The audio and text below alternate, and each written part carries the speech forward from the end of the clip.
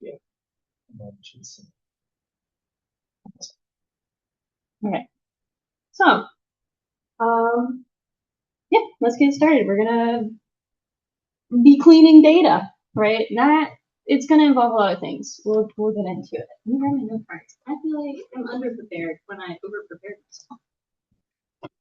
Okay, so because we're GIS, we have to have a roadmap, as we should. So this is our roadmap of what we're going to be talking about today. Oh gosh. First, we're going to start with why is this important? Why is data cleanliness important? And then some like basic guidelines or baselines for data cleaning. We're just going to go into a demonstration with Pro. We're going to be using data that I pulled from iNaturalist. So it's the same data. I don't recognize you guys from the Survey 123 Shark Valley kind of thing. No. So what we did for that project is we took iNaturalist data, we made our own survey, we went out in the field, we took data points with the Survey 123, and we kind of combined the data. So we used open source data, and we also used our own data that we collected, and then the second day we did a mapping competition. Because open data and publicly sourced data can have a lot of things with it, we had to do some cleaning to make sure it was like easily usable, easily understandable, easy for everyone to analyze, so on and so forth. So I'll kind of show you what I started with, what I had to deal with, and just kind of what to look for. We're going to do some cleaning within your data, like tips and tricks. So we're going to discuss them, and then we'll go into another demonstration of how to do that, what to look for, and kind of go a little bit more in depth.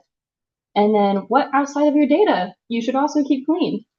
Just general organizational skills. You don't want like your computer file folders to be a whole wreck, because if you lose something, you're going to have to do it all over again. And then we'll just kind of go over a review of our main takeaways from today. So, why is clean data important? Anyone want to say? You don't have to. It's a small group. I get it. Accessibility. Accessibility is a good one. It makes it easy. Understanding of results. Very much so. So keep organized, and it can prevent future problems. One of them being confusion. Also, all of this is just experience from the last year that I've had working. So confusing things can happen when you don't have clean data, whether it's sorted differently, named wrong, misspelled, whatever you want to say. It can be confusing, make it hard to find, make the work a lot harder to do. Or persistent mistakes. Someone misspells something, we all love copy and paste. Makes our lives a whole lot easier, but if it's misspelled somewhere and you paste it everywhere else, then you have a slew of other problems. And with the way that ArcPro and GIS stuff works, a lot of it's interconnected. So if you change that name, it can break it in 10 other things. So, you know, keep mistakes and other things like that to a minimum. Lost data, right? You see a project that you have, you're like, I haven't touched that in forever. Can't be useful, I'll just get rid of it. Well, you have a layer in there that you worked 10 hours on, and now you've just deleted it, and someone else needs it for a project. Well, you're going to have to recreate it. So you keep things organized, make sure things are where they're supposed to be. You don't lose the data that you worked on either. And then data cleaning also affects visual. So if you have your points or your lines or your polygons being misplaced, how are you supposed to analyze them? How are you supposed to make this a map that's visually appealing and understandable for your viewers if you have a random point off on the side and you don't know where it came from or where it's supposed to be? So obviously everything's different with the use case. We'll get into that as well. Luckily, because we just have publicly sourced data and we just needed to make it easier to use, we could like get rid of things, we could cut things out, we could delete points if we wanted to. It really didn't matter. But if you're using this for work, you got to do more digging. You got to see, was this a fire hydrant that was moved, removed, or was this just a placed point that we don't know where it's from? So we'll get into that a lot more, but the visual feel of your maps and how you analyze things and the accuracy of your data that you're using, also very, very important. It's not just your features and points. Like I said earlier, I mean your geodatabase, your files, the layers that you're working with, the way that they're named. We'll get into it. That's what we're here for. So here are some baselines. You got your features, points, lines, polygons, your basis for GIS. Right? You got your attributes, the information about your features. You have a point, What about it? What is it for? What does it represent? All the information there, the feature data, right? So what's filled into those? So if you want to know the name, what's the name that's in there, right? So it's all nested within each other. Your layer nomenclature, right? Hugely important, especially if you're working with other people. You want to make sure that everyone can understand what your layer is. You don't want to abbreviate it. Someone be like, hey, do you know where this layer is? I'm like, oh yeah, it's here the whole time, but they didn't know what it was. So it makes everything a lot easier communication-wise if you have things named correctly. Your geodatabase, again, where everything's stored, that's your container. You know, Householder likes to call it that. Your container of all of your stuff in GIS. You want to make sure that that's clean too. All the same reasons. All of these are very interconnected. Your files and folders, your project is stored in your folders, in your files. You change the name of that file, you can't connect to it from your app. You have to go through your files. So if you change things around, it can make a mess. So it's easier to start clean and you don't break anything. I've broken things. We live and we learn. And then documentation. This one's going to be a bit of a huge one. I've talked to Diana about this before. Just keeping all of your notes. Notes is important. We'll get into it. But if you are going to do something once, why would you want to have to relearn, reteach yourself how to do it? You already wrote it out. So you just go through the work through again. So here's things that we want to keep in mind. The placement of your features, the naming conventions. If you're going to name something one way, keep it that way. Keep it consistent through everything.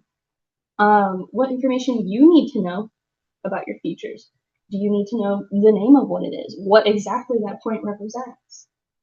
We have different species. Do you want to know the common name as well? Is that something you want to be able to use? So on and so forth. And then we have the order that the data appears in. So whether it's you or someone else using it, do you want to see the common name first or the scientific name first? Depends on your use case there, but also if it's just you using it, maybe you want to see the date that it was put in first. It all depends, right? And then what it is being used for. Are you going to send it out publicly? You want other people to use it. We were using it in a survey and then we're having people analyze it.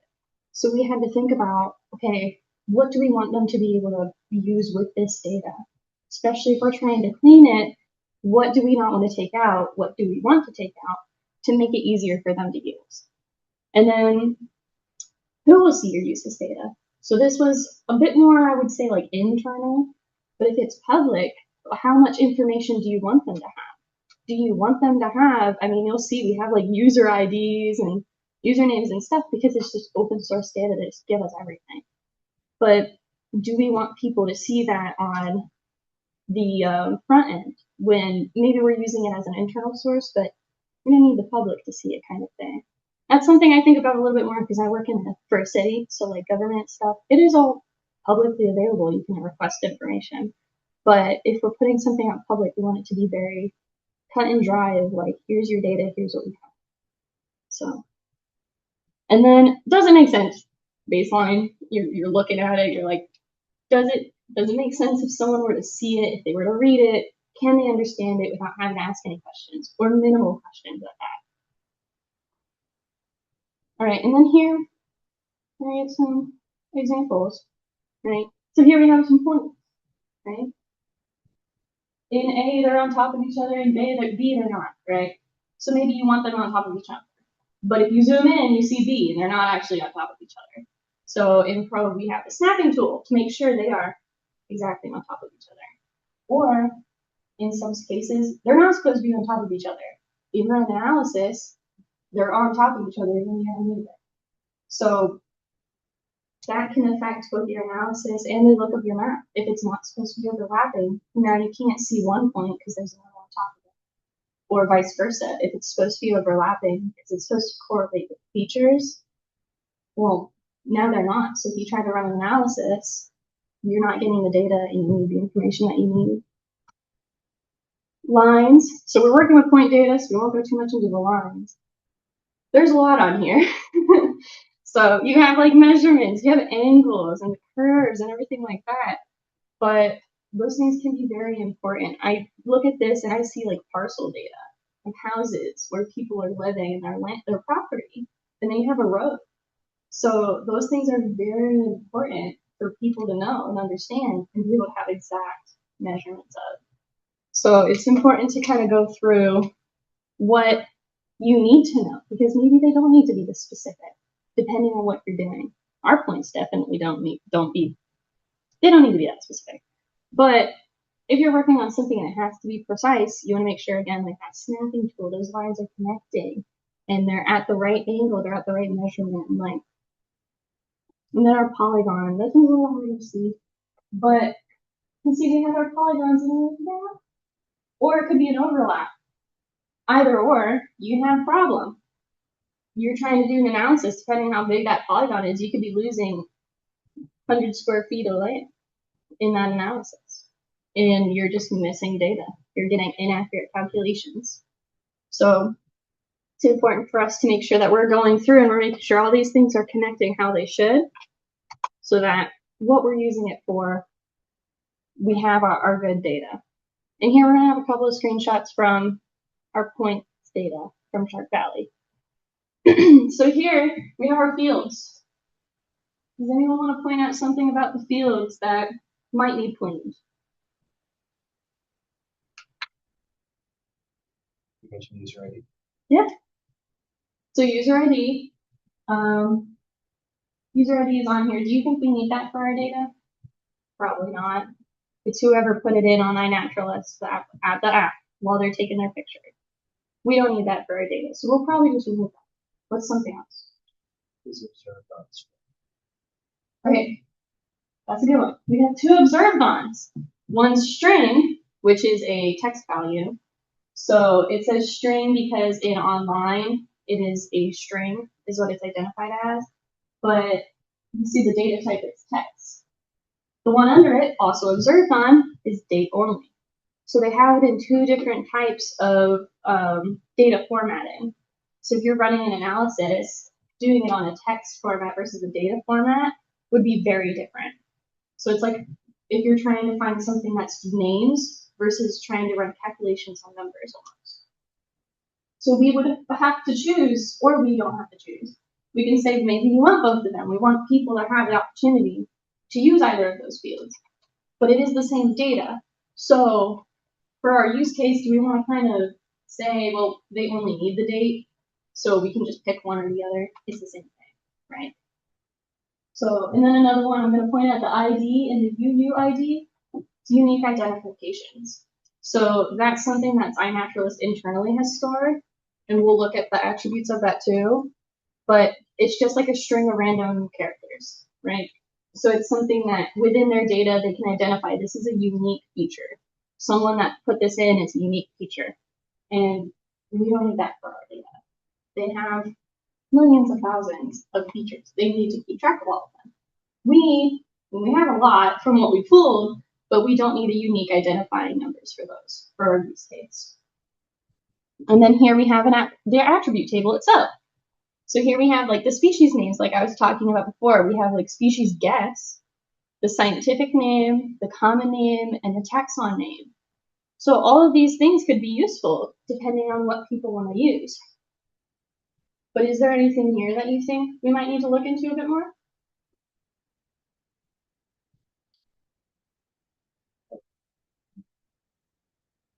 Well, that depends. Multiple of the same species. Is that just because those are different observations? They're just different. Those are different features. So the species guess is the one that I would probably take out of this. You see that first feature, Florida largemouth bass, but in the common name, it's Florida bass. So there's a bit of a differentiation there. And species guess means that the person who first input it, that's what their guess of the species was. And it doesn't mean that they were wrong. I mean, it could be nine naturalists corrected them, and nine naturalists could be wrong, or the people there could be wrong. We don't know. But for our use case, we don't necessarily need a species guess and the common name, because more often than not, it's the same thing. We got Florida gar on both, Mayan cichlid on both, so on and so forth. So that's just something that when you're looking in the data, maybe you don't need it. The taxon ID is going to be similar to that unique ID. except for it's just for the taxon. So we would probably remove that as well. But the taxon name, that's what we used for cleaning a lot of the data when we first got it, because it's a smaller count than just individual species names. So we'll get into that a little bit more too. But when I first pulled in that data, we had 42 fields and over 8,500 features, and that was a clip of the Shark Valley Trail. So it was a lot to start with. So kind of our big thing was a lot of data can be good, but a lot of data can also not be helpful, depending on what it is. So that's kind of why we had to do some cleaning, because we had so much. So we had to look into it and see what was actually important, what was useful. So now we're going to a demonstration. Pro has a lot of features. It's okay to be overwhelmed. This isn't a how-to or step-by-step. So it's okay if you just need to kind of take in what we're looking at. But we're going to be doing more like data looking and stuff like that and observations. So don't get too overwhelmed. And if you have a question, if you have like, hey, I noticed this, speak up. Like, it's fine. This is kind of at your own pace little thing. But we're gonna just do some observations of our data first. So here was what we started with our Shark Valley points. And if you don't know where this is the Tamiami Trail, and then a south trail that goes south, and it's kind of a big loop, right? We were going out there with Survey 123. We knew we weren't going to do the whole trail. It would have taken all day, and we weren't going to do that.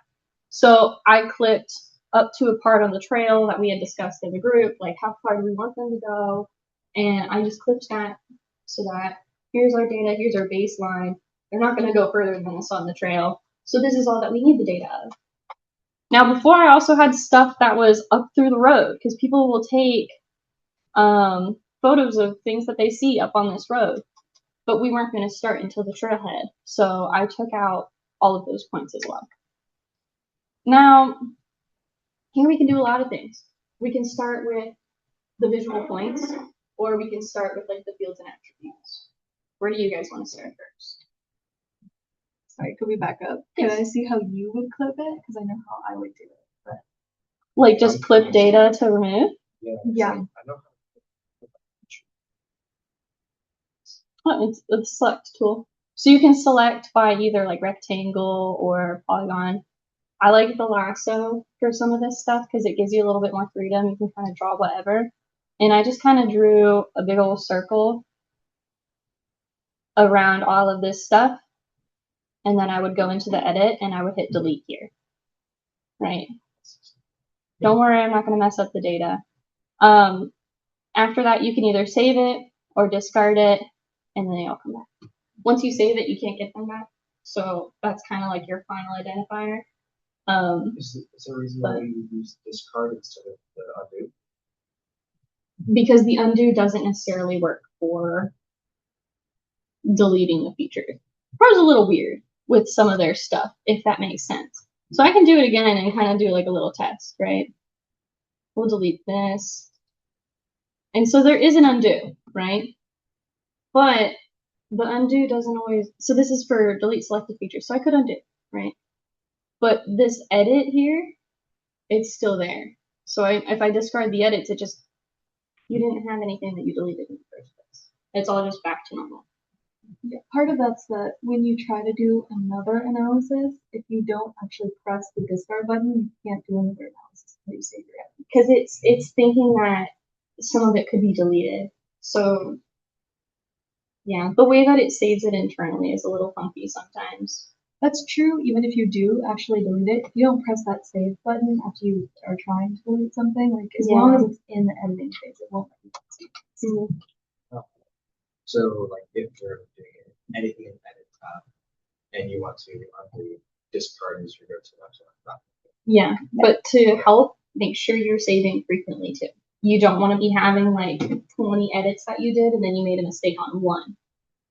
So, but even then, you could undo your last one and then save the rest of them. But it's like a best case scenario is just constantly save. And at least in Pro, you can set it up so that like every 10 edits you make, the save button automatically pops up and it's like, do you want to save? Or you can set it on a timer too. I know one of my coworkers has it on a timer, so it pops up all the time on her screen. That's cool. I'm gonna Yeah. need you to show me how to do that. Yeah, I got you. I got you. Yeah, it is. Because, I mean, we all forget to, like, save in our Word and stuff like that, especially if you're used to working in online stuff where it's just automatically saving and you don't save your Word. I am so thankful sometimes because I'll be closing a document. It's like, do you want to save it? I was like, yes, please save it. And it's because I forgot. Yeah, well, in my job, we can do like up to 3,000 modifications to a layer in just one session. And so sometimes I have to be really careful because, like, if I don't save it, that was like 6 or 7 hours worth of work that I just put out of my desk. Yeah. And unlike her, I have to bill to a client, and so I'm billing clients, and I thought that Yeah. was a much bigger deal. Yeah. If you also don't you have to also be careful like when you save, because if you save, you can't undo it. Yes.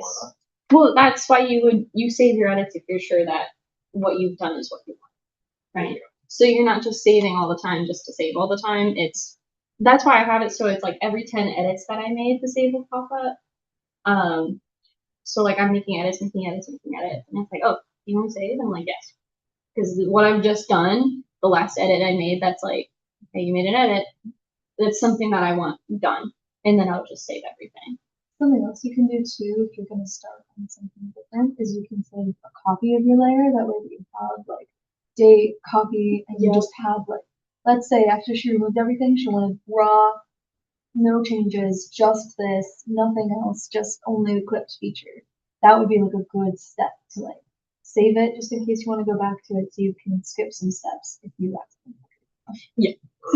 Yeah. Which I do a lot. So and we'll go on about that, like having copies and stuff and making sure that things are like named in a way that makes sense. Because sometimes you can have like 10 copies, and my boss is also like a perpetrator of this. He'll have like 10 copies of stuff and it just has like a ton of different dates on it. He's like, I don't even know what I did in all these layers. So he's like, I have to like go through and look at them. I'm like, that's so much time that you have to put into it. But yeah, we'll get into it. So visually, the points, I mean, we can see some are like off the trail, so we can either like try to investigate some of those, or we can go into the fields, like what I showed before, and investigate what we have, what we might not need. So what do you guys want to do? Visual or tables? Go ahead. Go ahead. So if you had, say, this, like, you had all the data from the Big Cypress area, and you wanted to learn like just Shark Valley, is there a way to lasso Shark Valley and convert everything outside the lasso? You can, and if you also don't want to just delete everything else, you can export that clip of features to a new layer. So I can show you how to do all of it if you want. yeah, that's a useful one. Maybe do it real quick at the end, maybe. That way you can move on to the next step. No, that's fine. It's a lot, and like I said, there's so much info. There's so many buttons. You can do so many edits. We're not even looking at the tools, and the tools goes deep. But there is so much that you can do with this application that it makes work a lot easier because you don't have to destroy things while you're fixing them necessarily. So we probably will here, but that's because this data is not super important to like be that precise about it. Yeah, the good thing about this is you can always re-download it from the internet, Yeah. which is not an option in your own company. Well, that too, and I still have the table. You can see on my contents pane, I still have the observations table. So if I wanted to, I could create points from table and make the layer again. Now that's starting from, step 1 if you needed to do that, but it's there. It's available. So, okay. Visual. Okay. I was like, do I have to ask again? Sorry. Okay. No, you're good. So one thing that we're going to do is we're going to symbolize. And symbolization is fun because it can make your map look very pretty, but it can also make your map easier to identify things. So I'm just going to go through and I'm going to choose where is it?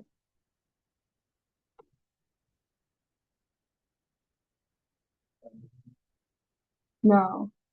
Scientific, and I'll click on it to show you. There's more than 100 unique values. So symbolizing these points, and I mean, I'll show you, it's just going to be all the same color, pretty much. It's going to be really hard to identify what's what. There's so many scientific names. Again, this is open data. This is publicly gathered data, and it's also a natural area. There's tons of things out there. So we're gonna go something that's a little bit smaller, and we're gonna go taxon name. This is a lot easier to manage. And I am going to choose darker colors that just make it a little bit easier to identify things. And you can go in here, you can change the colors individually. So we've got like reptilia, we can make it green to make sense or whatnot. But this is just kind of as a visual cue. We can see that there's differences in this data and so on and so forth. Turn off. Okay. So here we have points. We can see our trail barely because everyone takes their pictures on the trail. So we see our trail, we see where everything's congregated, but we also see points that are kind of off the trail. If you haven't been to Shark Valley, it is either like dense brush or sawgrass. And depending on what people are finding out there, I don't think these points that are out here will be reliable data. And again, we can think about this is publicly sourced data. It's from their phone, right? How accurate is your phone GPS? Currently, it's actually pretty accurate, but it can still make mistakes, especially when you're a little bit in the middle of nowhere, like Shark Valley. So let's see one of these points that's out here, right? So I have my snapping on, so you can see how it snaps to that point. That's what I was talking about earlier. So I'm going to measure this point, and I'm just going to measure it generally to the trail, and that is 750 feet away.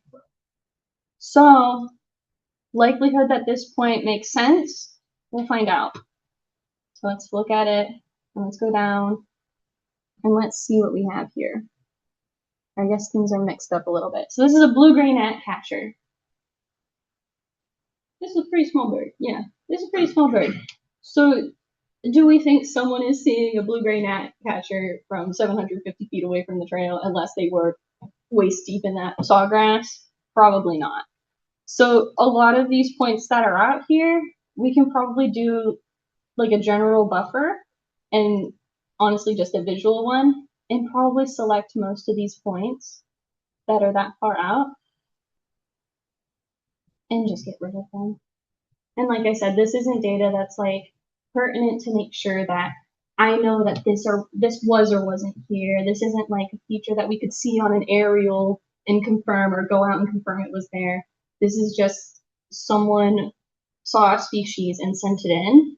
And because of the distance from the trail and the unlikelihood that someone went that far out, it's probably just an error in the GPS locational data. So this is something that we can remove to make it easier for us to work with and for analyses. So we'll go back to the edit tab here and delete the selected data. And I will be saving along the way because I don't have my automatic save set up yet. So another thing is in between the two trails. So here if we zoom in, this is a boardwalk path that goes between them. So there's like more dense brush and stuff like that, but are you going to be seeing things in here depending on that kind of foliage? Maybe not. So we can go through here and we can probably also remove some of these spots too. There we go. And when she highlights them, they're also highlighted in the attribute table. So if you want to just highlight some, for example, and open the attribute table real quick, sometimes what I'll do is, at least in my work, I'll open up the attribute table and I'll just scroll through and take a quick look at the kind of stuff that's highlighted. And maybe I'm like, okay, perfect. I think that's totally fine. But then sometimes maybe I'll see something and I'm just skimming through and I'll be like, that's one I want to say. Yeah, and so that's a great thing, a great way to be able to see them together. Yes, you just press Control click to unselect. Ooh, I usually right click and choose unselect. Oh, you can do that too. Yeah. So, and that's another thing about Pro. There is at least 3 different ways to do the same thing, which is good and bad. It's good and bad because that's why this isn't a step by step. Because I can teach you one way, and then you can take an Esri certified class, and they can teach you 2 other ways. So this is more of a generalization of here's things that we need to look for in our data, and here's things that we want to dig deeper into to see, is it important, is it worth it, do we need it, and clean our data. But So, also, how much time do you think you put into to see if it actually is an outlier? For this project, my whole data cleaning took me maybe 4 to 6 hours over a few days. I didn't do it all in one sitting. But I did do a lot more digging in depth. So the data that I had for the event, it's very like cut clean, very pretty, very nice. A lot more detailed than what I'm doing now, because I did do what Diana was saying, and I looked at the attributes and like, okay, is someone seeing an alligator in this dense brush? Probably not. But could they see a great egret flying over it? Yeah. So I probably would take these two, and here's how I do it. Unselect, and then they're gone from my little selected list. So I would keep those features in. So it does take time, especially if you are doing your investigation, your due diligence of, is this point really here? I can't tell you how many times I'm like looking at an aerial to make sure that something's there, and then I'm also going to Google Street View to make sure it's also there, like just to double, triple check all of my things. And it's just super dependent on what condition it's like. Yeah. What we call this is like area of interest or purpose. That's what I'm goes back to what she was saying, which is that, if she's like each purpose, you have a different level of detail. Yeah. So for our case, it wasn't necessarily that they're going to do, like, this wasn't for a scientific paper, if that makes sense too. Because if we were doing a scientific analysis, we might be looking at this data a little differently and have to explain this one would be an outlier because of X, Y, and Z, and explain our reasoning behind why we didn't add these points or keep these points in the analysis. Where for our use case, we were giving it to students so that they could combine it with the Survey 123 data and make an analysis map, some sort of map to represent what we saw and what our data represents. So people did a lot of cool things. We had a heat map. We had someone doing like spider analysis, like what kind of spiders were there. And someone did like seasonal, which that was like so much work. It was honestly impressive how he did that. So fast, Yeah. And like an example of how that clearly can change my scientific papers for mine, I had something kind of similar to iNaturalist, but it was done by an organization that collects jellyfish data. And so I looked at oxygen, and I was like, okay, well, an oxygen level of 32 parts per thousand, 2,000 meters underwater doesn't make any sense. So that's data that gets removed. Yeah. So I would calculate what is the amount of oxygen that I think is so beyond unrealistic. Like, I'm talking like 32. Whereas if it's like the difference between 0.2 versus 0.3, I'm just going to call that whatever it might be. And then I did the same thing for temperature and the same thing for salinity. And I started with 2 million data points. And by the time I had clicked and cleaned and everything, I ended up with 2,000. Yeah. So it's like the level of detail that you can use can really like kill this data set. Yeah. I don't remember our feature count I had after this, but it was at least half. Yeah, it was still a lot, and that's what I was saying earlier, is that like a lot of data can be useful because you can do a lot of analyses if you have a lot of data. If you only have 2 points, what are you going to do? Compare the 2 points. But if you have like thousands of data points, that can be great if it all makes sense. If it's out of place or inaccurate or under the wrong name, then it's not useful for what we're using it for. And so like something that we'll do at my company is sometimes we'll have a list of species that we can expect to see in an area, and then we'll highlight the species that we not expect in this region. And then we'll automatically remove stuff like that. So that would be an example of how you can really cut them. But maybe it is something, is unique. Yeah. Sorry. No, you're good. You're all good. So yeah, so we can use the symbolization to see what we have, right? So now it's not usually just, we were just looking at the attribute table. It's not usually just look at the map and see what's there and see what you can remove. You're always going to be going between the two things to compare and see what you have. So with our symbolization, we have all of these taxons, right? And off the bat, does anyone see something that's a little out of place of these taxons? Animalia is very high up. Like you have arachnid, you have mollusca, and then animalia. That is so generalized. So what we're going to do here is we're going to see how many features are in each of these. So you can show count, and we can see obviously there's a lot of plants, there's a lot of reptiles, and animalia has 9 points. So maybe that's just the way that our naturalists had them, you know, identified as, depending on what they are. So we'll have to go back into the attribute table and dig into it. And here we're going to select by attributes, which this is also something, if you want other people to be able to do this with their data.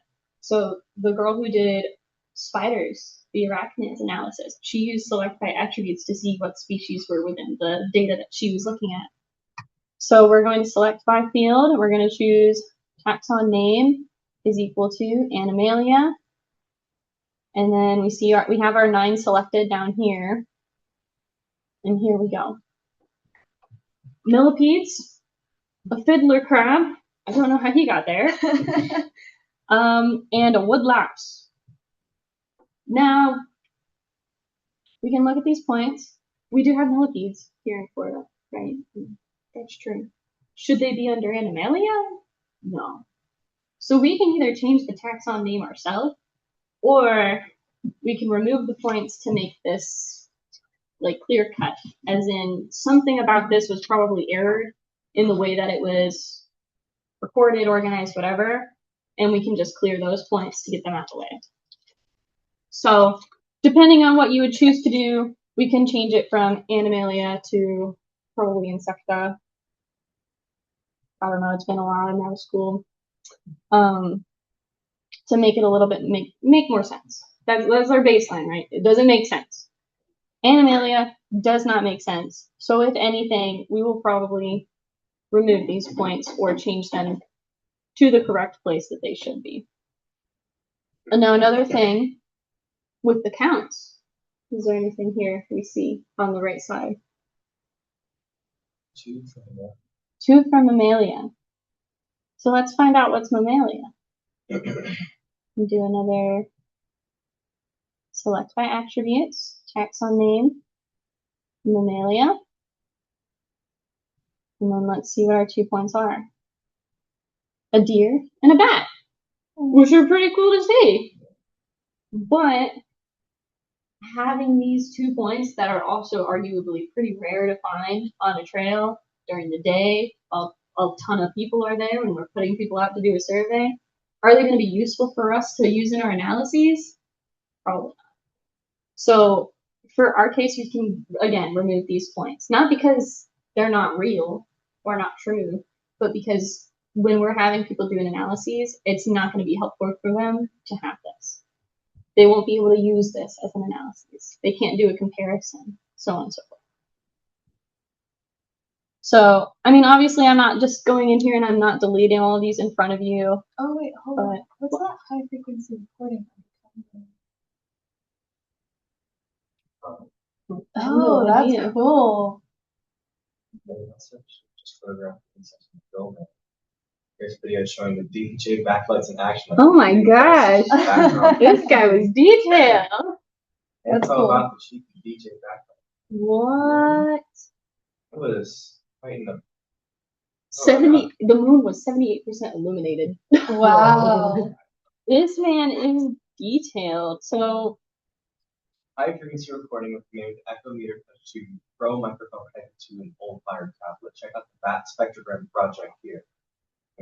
That is so he didn't even technically see it. It's from a recording. Yeah, that's pretty cool. I want to look at that now. I was wondering how he managed to identify that at night. Yeah, I was gonna say. I mean, like, not that people can't go there. I don't know. It does close, right? Yes. It's a center. But I'm sure that's on like research. I'm sure he had. Yeah. So that's another thing too. Like we can see, like that was probably someone doing some sort of survey or study. At night, he had like lighting. There's like detailed records and stuff. So this is probably a very accurate recording of a bat. But again, are we going to be able to use it? Probably not. So for our use case, we can remove it, right? And we can do that because it's not pertinent for us. And then similar with the white-tailed deer, likelihood anyone sees a deer is pretty low, but I can send it to you if you want. Okay. And then another one, and this was something, and we, as like a e-board, like I asked you guys questions, like, do we want to keep these? Do we not? One of them was fungi. This is a fairly low count. It's 14 in fungi. And how many people are going to be taking a picture of like the lichen of the trees? They're probably going to be taking a picture of the tree, right? So do we want to keep fungi? If we want to keep fungi, we have to keep it in the survey as well. And the way that we had the survey set up was it was drop downs. So we had to like, you chose reptilia. Okay, was it an anole, green anole, brown anole, alligator, so on and so forth. So if we have fungi on there, we're going to have a comprehensive list of the fungi as well. So there's a lot more work that would have to go into that if we kept it in. So we decided to take that out because one, it's a fairly low count on iNaturalist data, and two, it would probably be pretty difficult for students to identify the fungi if they see any and want to take a recording of it. And then we can also think mollusca is similar in that aspect too. I know there are a lot of tree snails throughout the Everglades, but if it's such a low count on the iNaturalist data, we would have to discuss as a group, like, did we want to keep it? Do we not? Keep it in the survey, and maybe if we have data, they can use it. We don't have to remove it, but, you know, it's up to them. Because there are tree snails, and I think tree snails are also pretty cool. Will we combine actinophagy with insect? Aren't those striped? No. No. That's fish. That's yeah. No, you're good.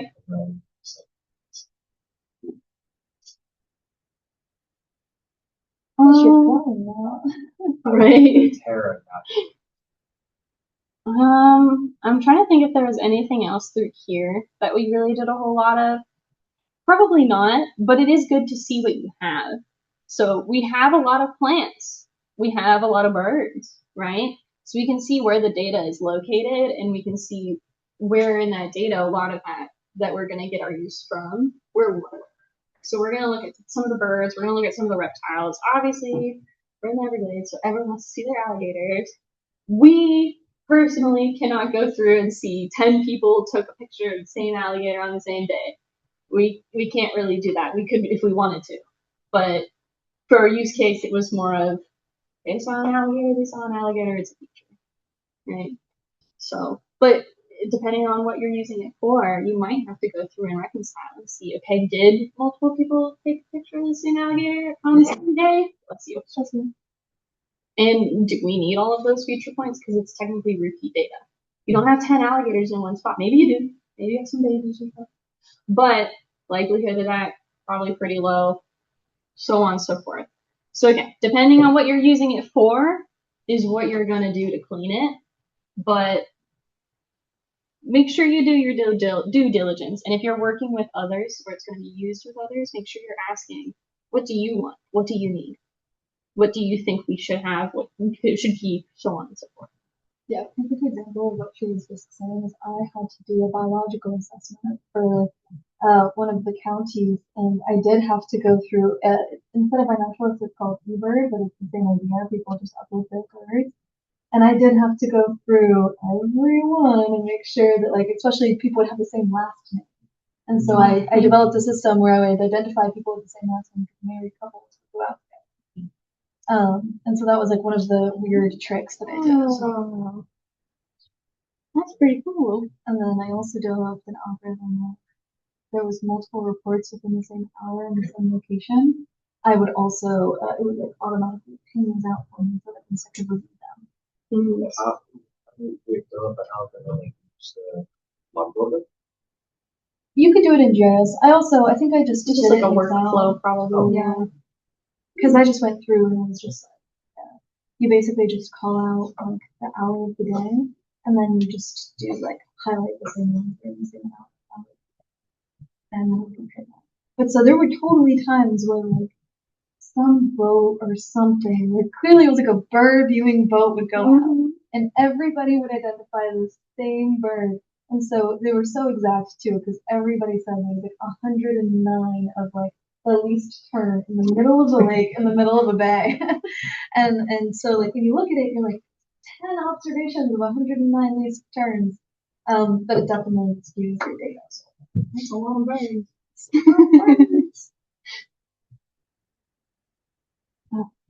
But yeah, so obviously that's why this is not a step by step kind of workflow. This is, you're looking at your data and you can do anything you want with it.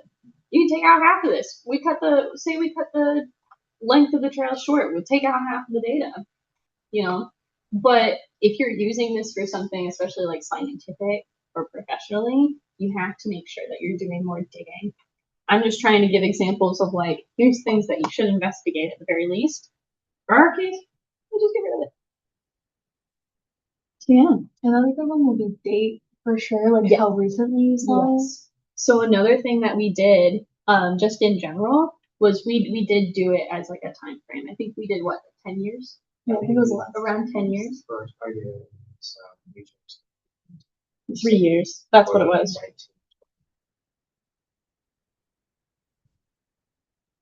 Yeah. So in that case, I mean, you can already see this here. Observed on is 2011, right? Nine Naturals has been around for a bit, which is really cool. But do we need this data? Probably not. So what we did end up doing was we chose those 3 years, and I went through and I just got rid of everything that was outside of those dates.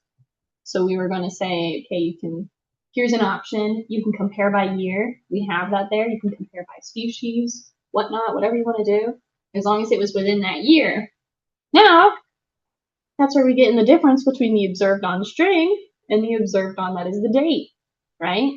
Because these are formatted differently, right? 2011's at the front here, 2011's at the back here. And if I sort by column, I don't know why some stuff is from 1987. Here's the thing. Public data. That's all I gotta say about it. The app has not been around for that long. We can confirm that for sure. But there's data there. So some of this, I'm just immediately removing that. Before we even decided on like how much of time-wise we wanted, I was like, it's not even worth it to try to figure out if that's accurate or real or not. But you have dates from a really long time ago, and some years you have only a few observations, and some years you have a lot more. We go down, especially more recent years, all 2021. Tons, especially during COVID, people are like going out to natural areas and stuff. They're avoiding like crowded indoor places. A lot of people were going outside. So you're gonna have times where a lot of people were there and times where maybe not so much.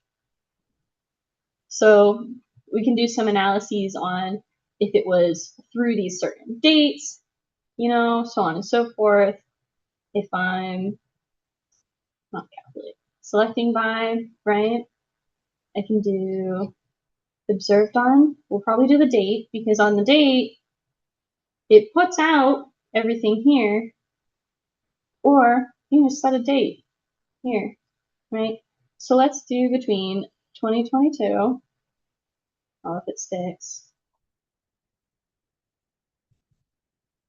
Random date, right? I don't know, March 7, 2022. And we can add a clause and we can say is greater than, so it's going to be after this date. And we would do the same thing and we would put is less than.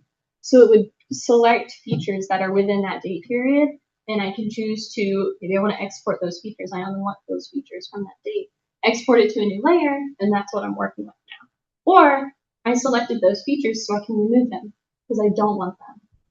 So a lot of things that you can do whenever you're discussing what do you need, what do you want. So we can cut down a lot of these points simply by removing everything from before 2010, for example. Right. You have the Zoom running on that computer? Hmm? You have the Zoom running on that computer? Mm-hmm. Oh, nice. My laptop's a little beefy. She beefy. All right. So from a visual standpoint, I mean, I didn't go through and I didn't remove everything. Again, this is more demonstration purposes. I'm not actually going to use this data because I already did this. That's pretty much most of visually that you start with that we're going to go through. So next what we're going to do is we're going to open our fields table as well. So here, again, you're not just going to be looking at one thing. You're going to be looking at multiple.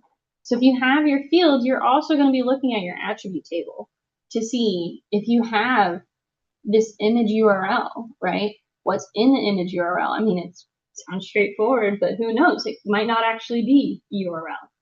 Or if you have your notes, your description, whatever, are your notes filled in? And you can check. So it's really important that you're cross-checking your things. And now I will show you one thing I know Pro has, which is this data engineering. And this thing is pretty cool. So what you can do here is, and you can do it individually, so I could just add this in here, add this in here, whatever I want, and I can hit calculate, and it will tell me, are there any null features? It can do like a quick analysis, give you a quick graph on what's in there, a count of what's filled in, so on and so forth. And if you want to do everything, you can do everything. That's very cool. Yes, Wait, how did you navigate to that again? it's right click, and it's the data engineering right under the attribute table. So here, what I like to do is I will sort the nulls by ascending, or not ascending, descending. Because if there's a zero null, that means it's filled in. So if things are null, there's no data there. Do you need these fields if there's no data? For our case, definitely not, right? Some of the stuff I'm working with, like at work though, we're creating fields that we know are going to be empty because we're giving it to a third party so that they will be filled in. So again, depending on what it's going to be used for, or if we want it to be able to be filled in by the people, by the students, we want an option for them, we'll probably leave the field. But these, longitude, latitude, like private longitude, latitude, the sound URL, we have probably what, like 3 features in there maybe? 19 features that are filled in. And yeah, it's not going to be useful for us if we look at this and a majority of them are not even filled in. So we could probably just go through and just get rid of those fields.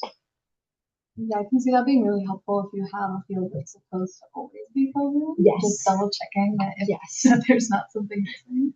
And I mean, you could always go into your attribute table and we can sort by ascending and you'll see all of your nulls at the top. So this tag list has a bunch of nulls. You flip it the other way, there's some stuff filled in. So it's hard to tell how much is filled in, how many do you not have filled in, which is what makes this data engineering very, very, very useful.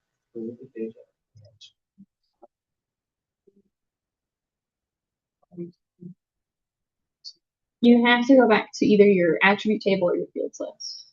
But this is a good way to have it like just in front of you as a list of things that you need to investigate. I was about to say, I'm like, this is what I came here for. I'm learning things. And this is the thing too, like again, so many buttons. There's so many things. You're never gonna learn all of Pro. No one ever is. My boss has been in GIS since before I was born, and he still learns things from me every day. So like there's so much depth to all of these applications, to all of the uses that you can get out of them. It is overwhelming. But you pick up things, you make things easier for yourself by picking up the workflow. It's like, oh, data engineering, I can check what's null. And if there's not supposed to be something empty, I know exactly which field it is. I can look for it, find it, fill it in, fix the problem. Or, especially for our case, because we're just trying to cut this down. We're trying to cut the fat, make it look lean, nice and clean. So we're going to see this and see, There's no data there. We're not going to use it, obviously, because we can't. So we're just going to remove it and make it a lot easier for the students who are going to be running analyses to not have to dig through all these extra empty fields that have no use for them. I can show you.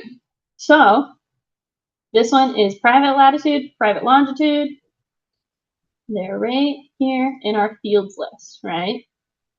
So I can select one. I can select both. I can move them around. We'll talk about that a little bit later. But I'm going to select both, and I'm going to go up to the top, this little edits thing, delete them. And then here's your save again. This is different because this is only for the fields, right? So this is a different save button.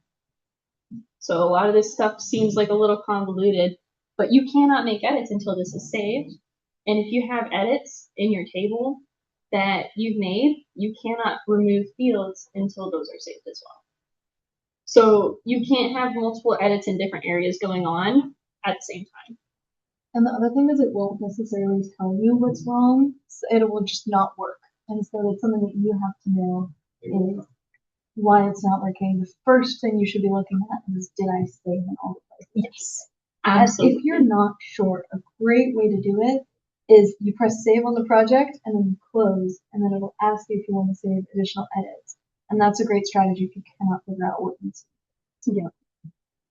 It's like this feels like a satisfying process. Is it satisfying? It is very satisfying. Okay. Oh my god.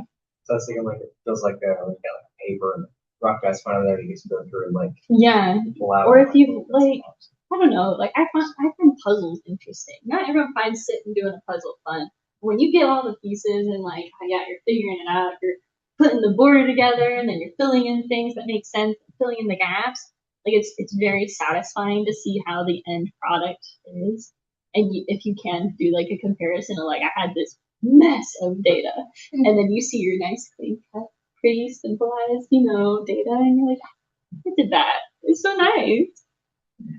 So yeah, so I just went in, highlighted them, deleted, and now they're removed from this. So if we went to our attribute table, we would not see those in here anymore. So, and then they're also removed from this data engineering too. So the other one is we can look at the sound URL, the tag list. What does tag list mean? I have no idea, but it is 90% not filled in. So what we can probably do is do a little bit of investigation, go through our attribute table, find it, maybe. Here, tag list. So this says wood stork, water lilies, lily pads, waiter. I don't know exactly what this means.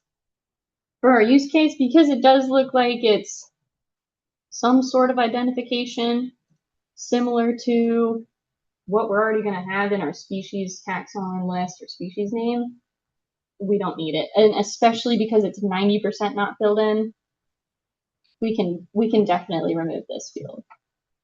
So similar to how there's like 0.05% accuracy or like the A value of statistics. Is there like a scientific like this is how many else we can permit to use the data? Sometimes the answer is 0. Yeah. Sometimes the answer is 0. I mean, and that just could be field dependent too. So if you have all of these points and all of them are supposed to represent a species, right? Whether it be you're going by common name, scientific name, so on and so forth. If there's just no species listed, how are you supposed to use the point? So in that case, you would have no nulls in that field, and you would either have to fix it or remove the feature because you can't use it. It's empty. But for some of them, you don't necessarily need a sound URL of a fish, or or the tree that you're taking a picture of. You might add the sound URL if it's a bird, right? Which then if you're doing a lot of information on the birds as well, you would want the URLs, and you might not need all of them to be filled in because you might have a picture of the bird on one, but on the other it might be super grainy picture because birds are hard to take pictures of, but you do have a recording of it. So that would be okay to have some nulls in that field. So it's really dependent on what you're using it for, what the end goal is, or who is going to be using it. For us, we're not using sound. I think we might have added a sound recording feature on the survey. So if we did, we left it in, right? But if we didn't, we removed it, not going to use it. So yeah. A cool application I've seen for sound is sometimes people make story maps where you can click on the point to hear each sound that's attached to it. And so like if I was making a story map like that, sound. So then it's like even within the same project, just looking at that that's one of those things that's always going to change. Because you might have within your story map, you might have a tab that's about the reptiles. But then the tab that you want the birds in, you want that sound feature. So if you're using all that same data, sure, the reptiles don't have their sound, but I mean, maybe they do. Gators make noise, but you for sure want to be able to have those bird calls and URLs that you can use and implement. So if that was an option, we would definitely keep that so that people could use that to their advantage. Ours, it was just a static map. So it was just going to be a regular map, the look at, print out, whatever. So we weren't doing anything story maps wise in that sense.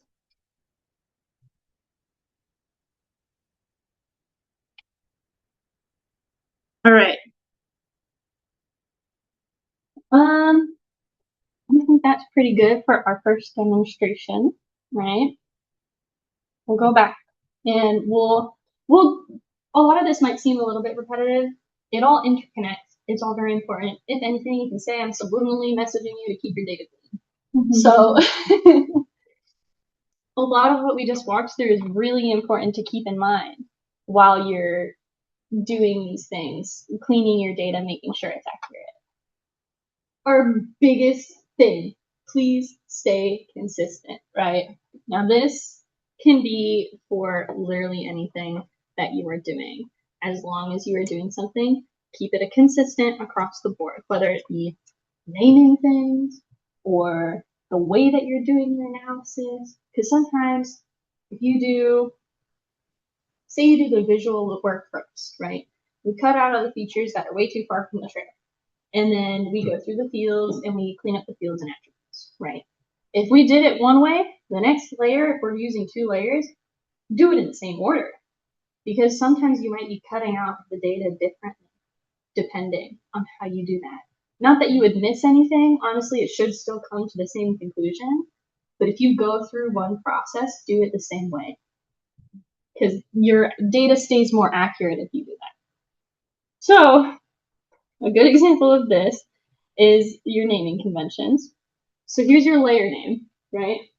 In your geo database, in your little container, you can't have spaces or extra symbols and stuff like that. So if you're naming something, you might put an underscore to separate it. Or maybe you don't want the underscore, you just want it to be 1. Or maybe you want to capitalize them with an underscore. Or maybe you don't want the underscore, but you want to capitalize them. So on and so forth. There's a million different ways to name your layers. But don't name them all different ways. If you do the underscore, keep the underscore with every other layer that you make. Because it's going to be stored alphabetically. And some of the stuff, if the names are like squished together because you don't have an underscore, it's going to be placed differently in that line, right? And one... For your company, so sorry. Like, is there a way to generalize this? Like, you have to make it in this way so that way it's all for the whole company? You would have to talk about that with your coworkers. So that's something that we have been working on at my personal workplace of how we are naming things, whether it's all lowercase in some places, but you add the capitalization in others. Let's just say before I got in there, I feel like I went in and started kicking in doors. Because before I got in there, some of this stuff was just like all over the place. And we'll talk a little bit more about it too, but like there's like abbreviations that don't even exist anymore. And I'm like, what does this mean? Like, why is it under this name? And my boss is like, that's just how it's always been. And I'm like, but why? So this is like, obviously you're going into a company, hopefully you're going into a workplace that has something set up beforehand. You would probably have to ask, like, why is it this way? Should I do it this way? Is this how you want me to do it? And if you want to try to implement a change, that's a longer process to do. Sometimes people are very resistant to change. Like in a company, like the person who saves our thing, saves like the whole cloud, she hates it when you rename files because in her end, it looks like every time you rename something, that entire file got deleted and re-uploaded. So for her, it's a nightmare when you change stuff. And so it's part of where consistency comes in. In my company, like I have to ask sometimes before I label something new for a new project.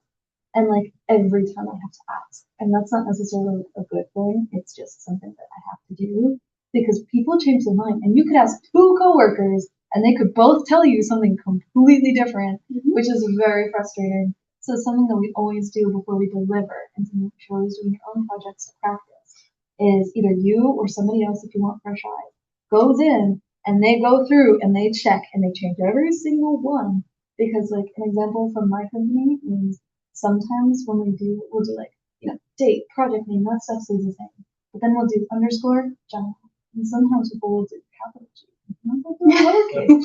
And it's like so stupid, but like it just always happens. And we can't seem to agree if it deserves to be a capital or a lowercase g. And we have been fighting for 6 months about this stupid G. Yeah. And that's what the real world's like. Fighting over underscores. Yeah, for real. And it's one of those things, and I'll show you one like street sweeping. I did a layer on street sweeping in both, which is kind of really cool to learn about. I didn't know about it, and I learned about it. But I did a line layer on street sweeping, and before it was called that, it was CS for Coral Springs, no underscore sweep streets. And it doesn't make sense to me. Everything that we're doing is for the city of Coral Springs, so we don't need the CS on there in the first place. And then also sweep streets, it did not make sense. So we were already gonna be like clear redoing these layers because we have a whole bunch of other new stuff that we're making it for. And this was also a layer that got lost because it got deleted. So I had to like make it from scratch using like a PDF map that we had. It was chaos. Word flashbacks. Yeah. So when I was doing this stuff, I asked my boss. I went to him and I was like, okay, do you want it like the street sweeping, plural, non-plural? Because my boss was like, nothing's plural. Like, okay. Even though our city name is Springs. But okay, so nothing's plural unless it's Coral Springs, I guess. So, or one of our like group layers, it's Public Works because that's the department. So it's technically also plural, but he's like, nothing's plural except for those things that are named that way. And I'm like, okay. Except for the things that are not, in which case don't question it. But I went up to him and I asked him, I was like, do you want like street sweep, street sweepers, sweeping? And he was like, let's do street sweeping. And that was also something like and I'm like CC'd on all these emails too. He emailed the Public Works Department, the Streets Department that we were working with, and they were like, okay, we've got trash cans.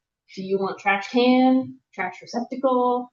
Do you want garbage can? And they were like, trash receptacle. And we were like, perfect.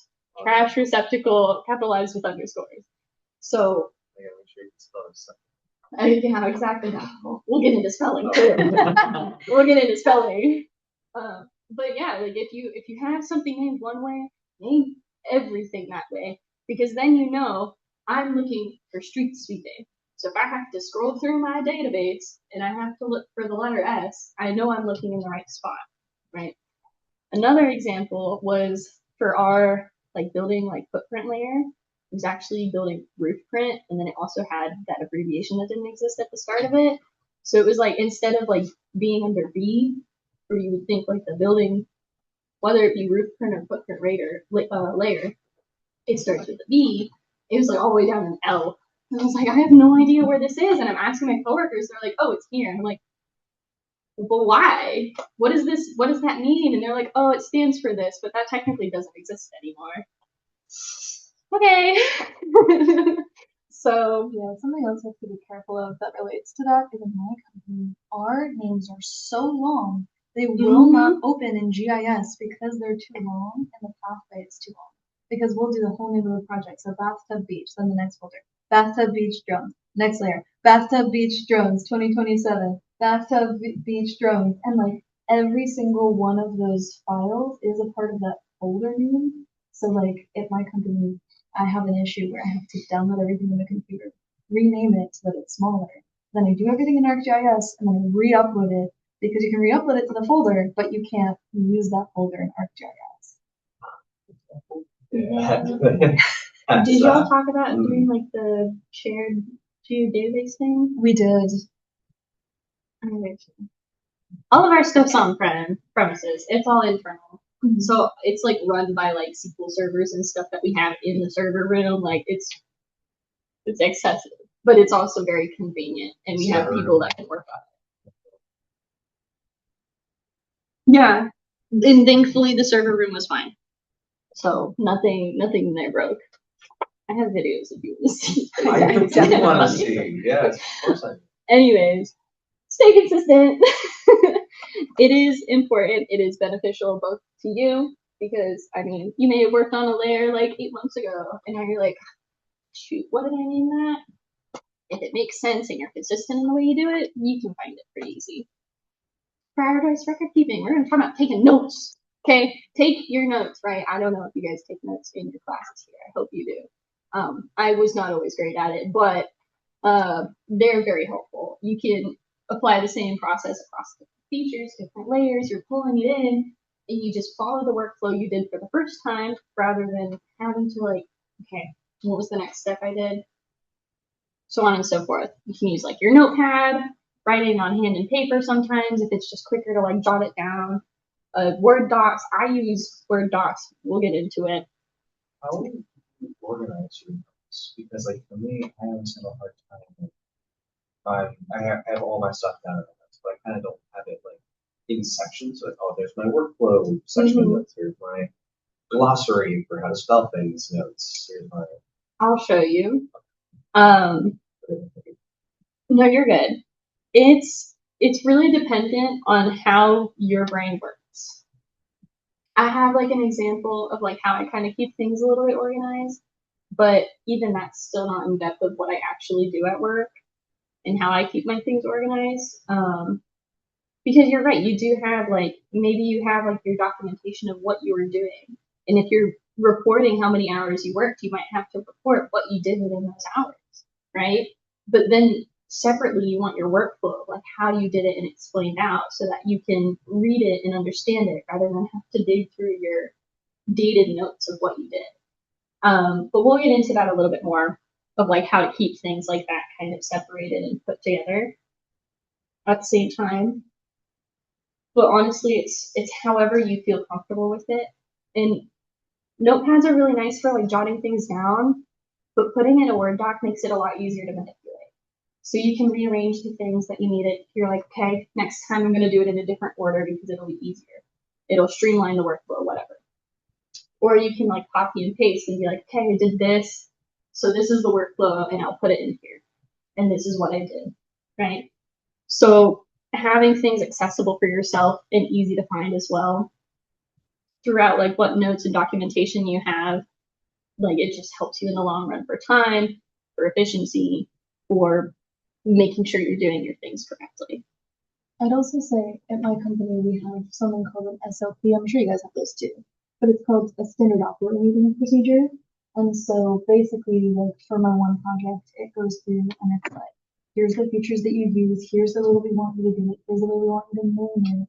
And so when it's a pre-existing project, it's easy because there's like a list. And then if I'm doing something new, like I just started making ortho layers for my company, I will create an SOP if it doesn't exist. And then you get to give it to your coworkers and have them tear everything apart. Yeah. Luckily, all of my workflows that I have written out, even though a lot, like some of them are like step by step, I'm the only one who's had to use them. Mm-hmm. So I have not had any guinea pigs of like having someone else try to figure out what I was doing with my workflows. But I feel like they're pretty organized. I tried. I'm sure they're amazing. I've seen your notes. Yeah, at my company, one of the priorities that I have is a lot of my colleagues don't have any GIS experience. So part of why I make these SOPs is that these are like the junior. I'll make these SOPs with the intention of teaching my coworkers that way all of us can have some experience. So if I'm never in the office, I'm kind of sharing the knowledge and they can take something up for me or just pull up a, like, literally just put a layer in the map, tell me if it's right when I'm in the middle of the boat in the middle of the ocean. I don't have access to a computer. We may need somebody in the office who can do those things. So that's part of why I make those SOPs is because I want them to follow along. I want them to build confidence in this kind of stuff. So notes are beneficial for pretty much everyone. And it, like, if you're sick for a day and a fire starts, you know, like, that's how my boss puts it. He's like, I put out fires today. And I'm like, okay. But if something happens and he's not there, the rest of us, maybe not me because I'm the youngest of the group, so we have people who also know what to do. For some reason, everyone else is out. I have to be able to look through their documentation and figure it out myself too. So may or may not be a problem if that were ever to happen, but it's always beneficial to have something there so that people can go to it if they need it.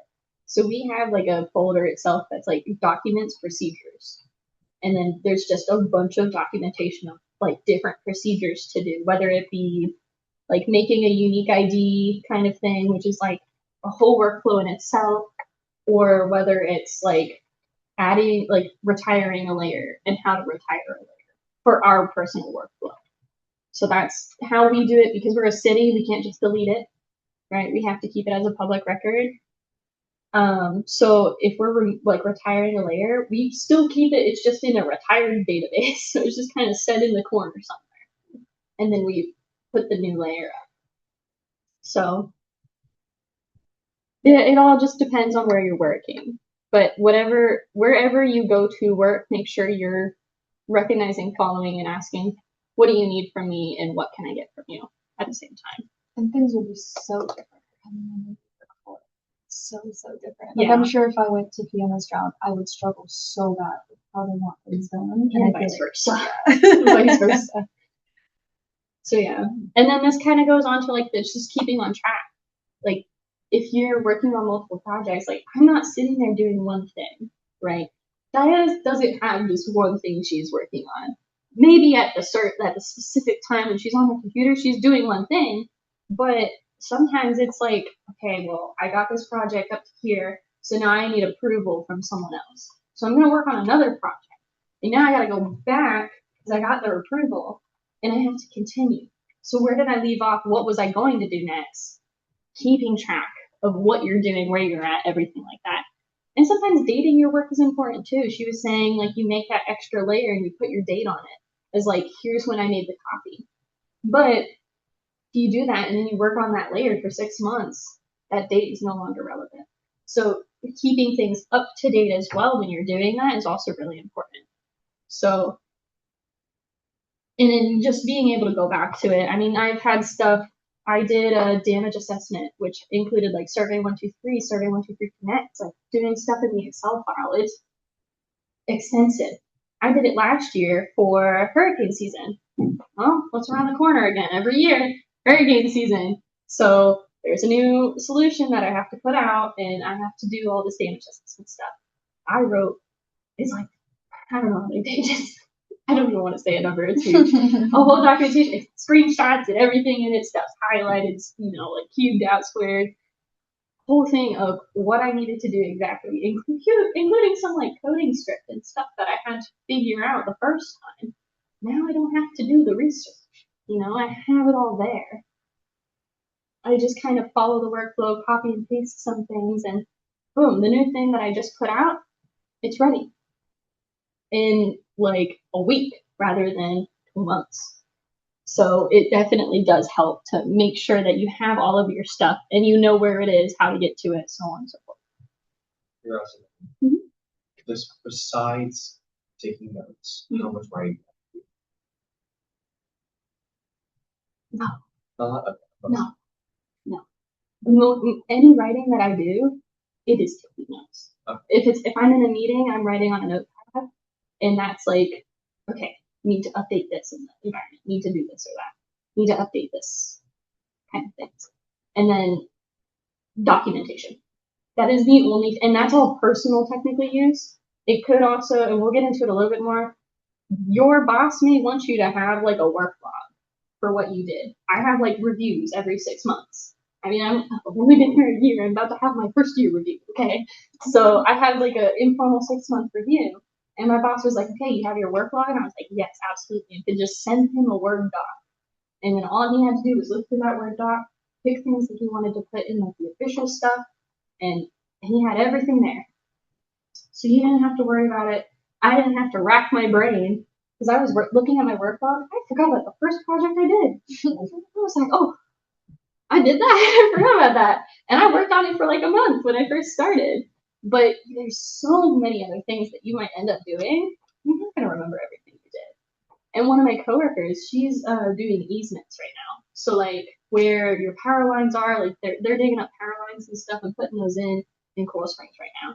So people want to know where the easements are on their properties, and we didn't have that layer. So she's going in with like scanned paper from the 70s of like property lines and the easements, and she's putting those in a map. And she was like, I don't know, I'm just doing easements. I'm just doing easements. Like that's all I ever do. And I'm like, but do you know how much you've actually done? If you can record, like say, like I finished this paper worth of as-bills. I finished like this neighborhood. She's like, you know, I didn't think about that. And when she went back and she looked, even like the last month of stuff she did, because she prints them out too, so that she can highlight. So she's like double checking her work, like, okay, I did this, I did that, comparing contrast, so on and so forth.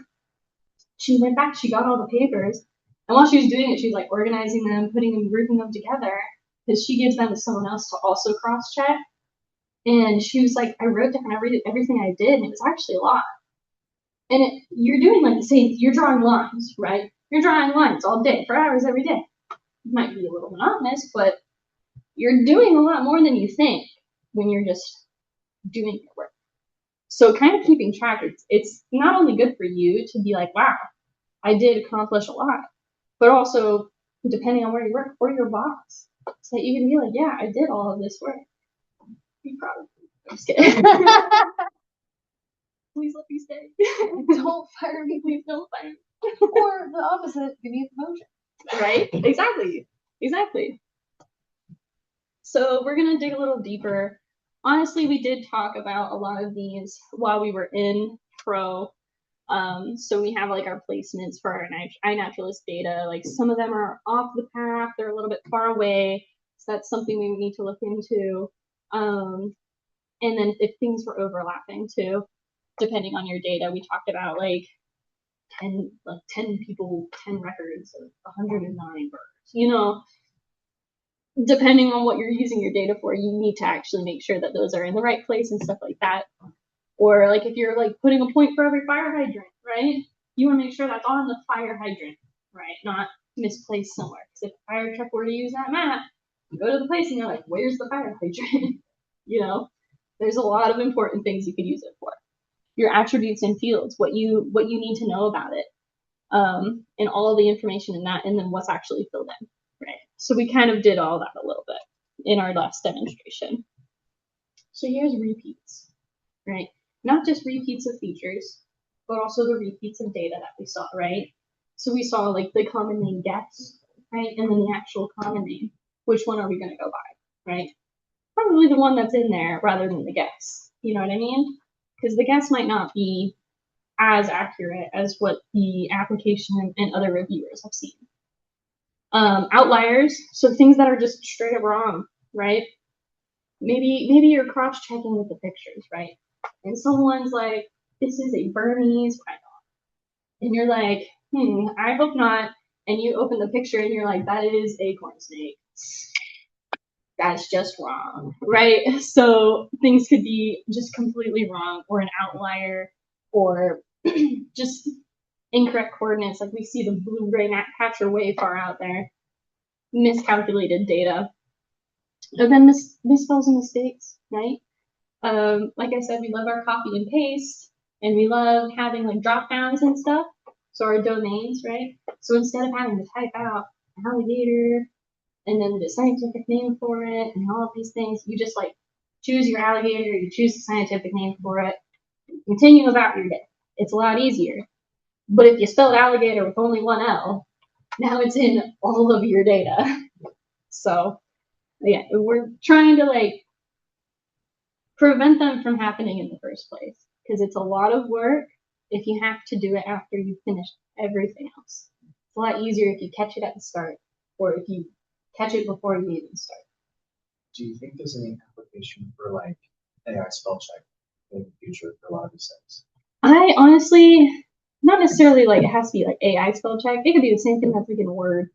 If that was in Pro, it would make my life so much easier. Agreed. Because it's not. Agreed. It is not. And I am bad at spelling. I was talking to my sister last night. I have always been bad at spelling. I never was put in a spelling bee for a reason.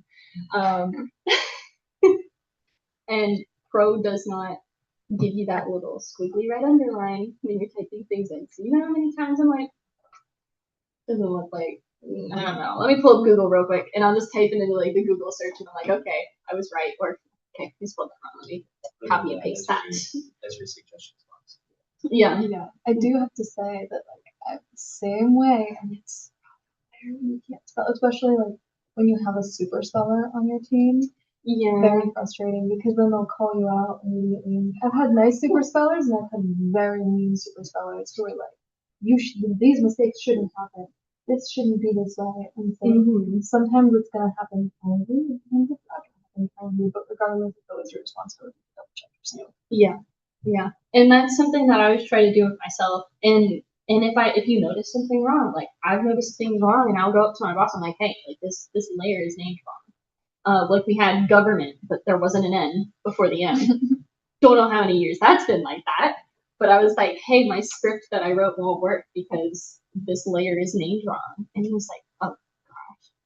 If you change that name, especially because we have a shared geodatabase, so a lot of them are local. Mine here, it's just local. So if I go through and I open up a new project, go through the files paths, I can pull this layer into the project, but it is connected to that local database.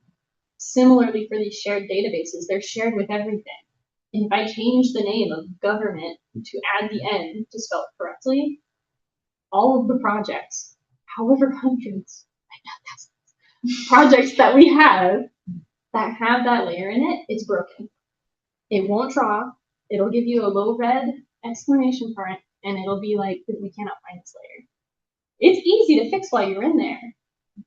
But if you have to fix it every time you open a project, and some of the things, but we had like 10, not even 10, like at least 15 projects for one thing that we were doing, because we were making like tons of maps, tons of layouts and stuff, and Esri basically told us, you shouldn't have more than 10 in a project because it could overwhelm it. So we had to do like 15 projects to like work all of these things out to make like this amalgamation of maps. And if I changed government, it was going to break all of those layers and all of those maps that we were trying to finish this project for. So every time you go in, you're going to have to click on it, file path, go to the database, find the government, there you go, and it's done. It's not a lot if you have to do it just once, but you have to do it a lot. It's a lot of work. So making sure, like when you're making the layer, you're spelling it correctly. Just off the bat, double check yourself. Even if like you're like, I know that's spelled right. Sometimes I see sidewalk so many times. I'm like, is that how you spell sidewalk? You know, you see it so many times and you're like, is that right? And just doing a double check, or even like taking a break, coming back, rereading it, and then just cross-checking yourself. Yeah. And pointing out if things are wrong. Being bad at spelling too, I will often hand it to my better spelling coworkers, and I will be like, please just check the spelling on this. Yeah. Just please. Yeah. Everything. But like something that we've done is we've put something in the wrong folder. So we put like the wrong date and put it in the wrong date folder, but all the rest of the information was correct. And so then when we're looking for it, we can't find it. And so stuff like that can happen too. And so there's just so many places where you can make a mistake that becomes a big deal later. And especially when you, because you guys give it to the public and we give it to clients, but once you deliver to a client, like you can't take it back. You can't take it back. And so you either have to go to the client and admit that you're wrong, or just call it a day and hope they never know. But our clients still get back to us for 3 years for the one that's on the other. And so we give it to them, and then 3 years later, maybe they have a question for me, then we don't. So it's like one of those things where like prevention is. Yeah. So let's go into some layer nomenclature. We already talked about it a little bit, but keep it concise. I mean, Diana mentioned if you have a really long layer name or just a really long file path, it's hard to see, it's hard to recognize, it's hard to find. So if you're doing Shark Valley, so we have like Shark Valley points, right? But say we have multiple point layers, so they need to be more specific than that. So Shark Valley species, right? Or iNaturalist species, if you wanted to say that it's iNaturalist data, right? But then we also have polygons, say for the visitor center. So you don't want Shark Valley Visitor Center polygon. Way too long, especially if you're adding those underscores to give space to make it easier to read. So you would probably put like Shark Valley Visitor Center. It's shorter, it's still a bit long, or depending on what it is, you might just abbreviate everything to Shark Valley. Or if it's all going to be Shark Valley, you don't need Shark Valley. You just have like visitor center for building polygon or building footprint, whatever you have. Center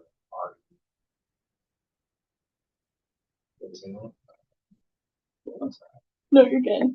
And then same with your fields, right? So if you're having your fields, you have your common name, your taxon name, stuff like that. I feel like they were all named pretty well, for the most part. I mean, I know what ID and UUID are. They're both just identification numbers, right?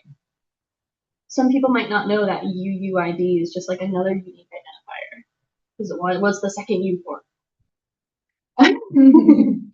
But the fields themselves, like the one that we questioned because it was 90% empty, and then we looked at it and I'm like, I still don't know what most of this is, right? So that field itself doesn't make sense to me on the user end. So that's probably something that iNaturalists, they might use it on their end, or it might be like a background data thing that they need. But was it necessary for me to have in my data?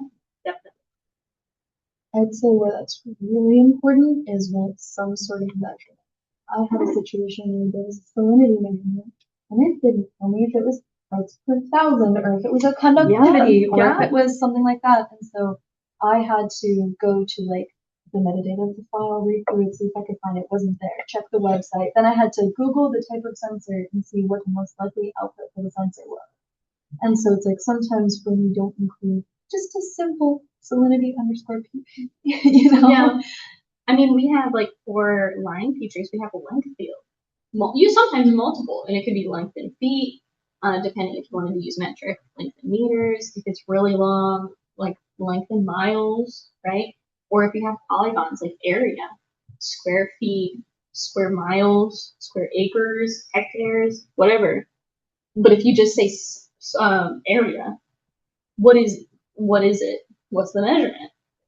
So all of our fields should be labeled as well with like area, and ours is like parentheses in feet, area, parentheses in miles, right?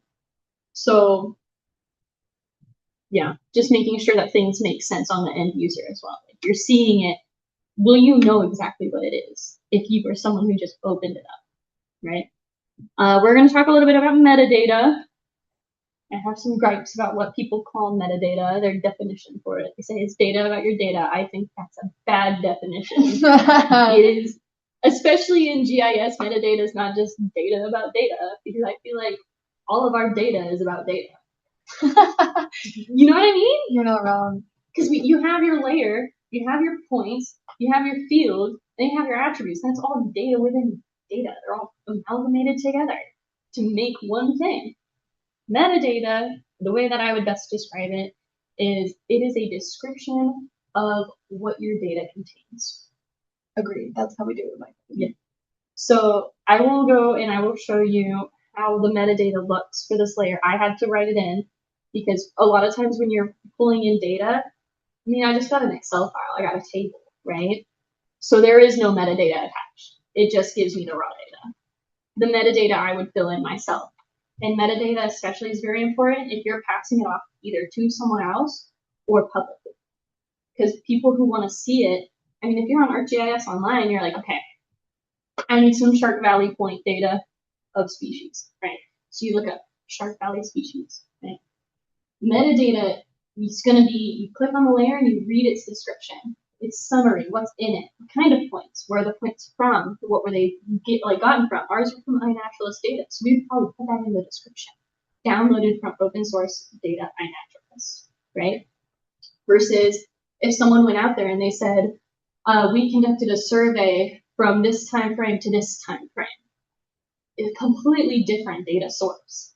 Super important, especially for like accuracy and legitimacy reasons. And then metadata can also contain like use limitations. So if you need to have like your little legal phrase in there, right? This is as accurate as we can get it, or like last updated on this date kind of thing, or whatever it is that your company or wherever needs to say. To not be used for purposes not in line with the original mission. Exactly. And then you can also add like an extent or a scale range, which is kind of cool. So I mean, we can zoom in and out and we can see all our points at any scale range, but maybe if you're presenting it publicly, you want them to be able to observe it at a certain scale range.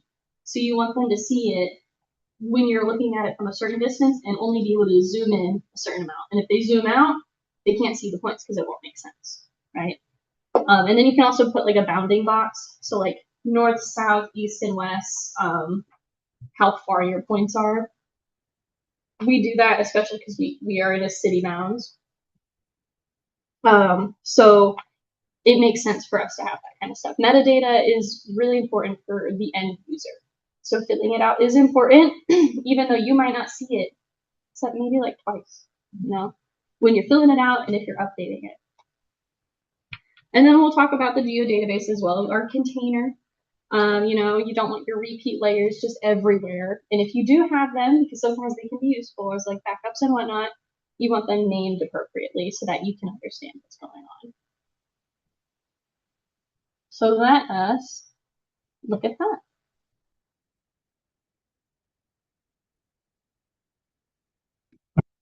Okay. So we're going to get out of these fields, right? Out of this, out of that, right? We have our data. But where is our data stored, right? So over here, we have our catalog, we have our databases, and then this is just the default. So you can name the default, rename it if you want to, whatnot. But this is just what, when you open this project, this is what is here. And then in it, we have just the Shark Valley points. This is a very small project. There's only the one in it. But if I were to have more, then we would want to make sure that things are all named correctly. So I will do a short demonstration of how to export a group of the layer. So I'm going to select just, you know, about that much, right? And then we are going to share or no, live data, export features, right? And now here we can export the whole layer or use the selected layer or selected features. So we're going to export it. It just automatically tags export features on the end, but we can name it Shark Valley Visitor Points or Shark Valley Visitor to make it shorter, right? We didn't use underscores in the first one. We're not going to. I capitalized, so on and so forth. Now, another cool function with the export features I am just going to show you guys really quick is you can also rearrange the fields. And this is the best place to do it. So I have exported like full layers just to move the fields around. Because in your fields pane where you have like your list and stuff, you can move them around in there and you can save it. And then in that project, only your project, they will be in that order. So if you want them to stay in the order that you are wanting them to be in, exporting the features and using this fields function and the edit and things like that is very helpful. So you can either just go in here and you say, okay, I don't want the observed on to be at top. I want the common name to be first, right? And then I want the scientific name, and then I want the taxon name. And then we'll keep the observed ons after that, right? And you can go through and you can do whatever you want. You can go in here and you can say, I don't like notes, right? So where's my notes? I'm going to go in here and I'm going to change it to description, right? And I'm going to keep everything lowercase, keep it consistent with the rest of the layer. But if I wanted to, for the alias, what you see on the front end, I could go through and capitalize everything. But it would be a lot to go through every field. Here's the best place to do it though, because they're all in one spot and it will save for sure. So I want description field here. And then if I wanted to, okay, I don't need public positional accuracy, so I can remove that, right? And it's not removing it from this original layer. It's still going to be in this original layer, but what's exported is only going to be what I choose. So this is a really good place to do a lot of these changes. And then once you have everything set the way you want it to, we'll hit OK. It'll run its export features, right? And then it'll show up should show up in our database. There it goes. So Shark Valley points, Shark Valley visitor, and then it also appears in our contents pane over here. So we have only the clipped data. And it is already symbolized because that's how we clipped it. But again, you can change symbolization whenever you want. So that is a demonstration of how to export your features and a couple of other really good functions for it, because those field order can be very important sometimes. And it's kind of a pain if you want everyone to see it one way when you're the only one seeing it that way. So doing it through this export features is the best way to do it. We've not been able to solve that problem. Thank you very much. I got you. We just figured that out like a month ago too. That's incredible. I love that. No, one of the problems that we have is we import everything onto a handheld GPS unit to take onto a boat. And if your fields are not in the order that you need them, sometimes like our point numbers won't show up. So we won't know like where it is because it's in the attribute table, but like the handheld GPS only shows up the first 3 fields or whatever. And then the rest of them like, still exist. You just can't see them when you're in the field. So we have had a problem where somebody puts it on the Trimble, doesn't check that the field names are showing up properly, and then we're in the middle of the ocean and we have to like manually figure out which one is which based off of what we can see. Mm-hmm. So we've not been able to solve that issue. What we've had to do is just delete every other field.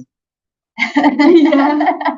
and like only rebuild it. Yeah, or like you add in there's so many workarounds for it, but this is so much easier. This is the correct way to do it. And it's also easiest if you open it with like a project without a template. Nice. And you just do it from your catalog, right? Because you don't get any interference from any other layers too. Mm-hmm. Clipping it, you kind of need the layer in the map to do that, but you don't even have to have your map open to export features and change it for fields and fix naming and stuff like that. Very cool. Yeah. Oh, yeah. Yeah. Like, you know what I learned? Okay.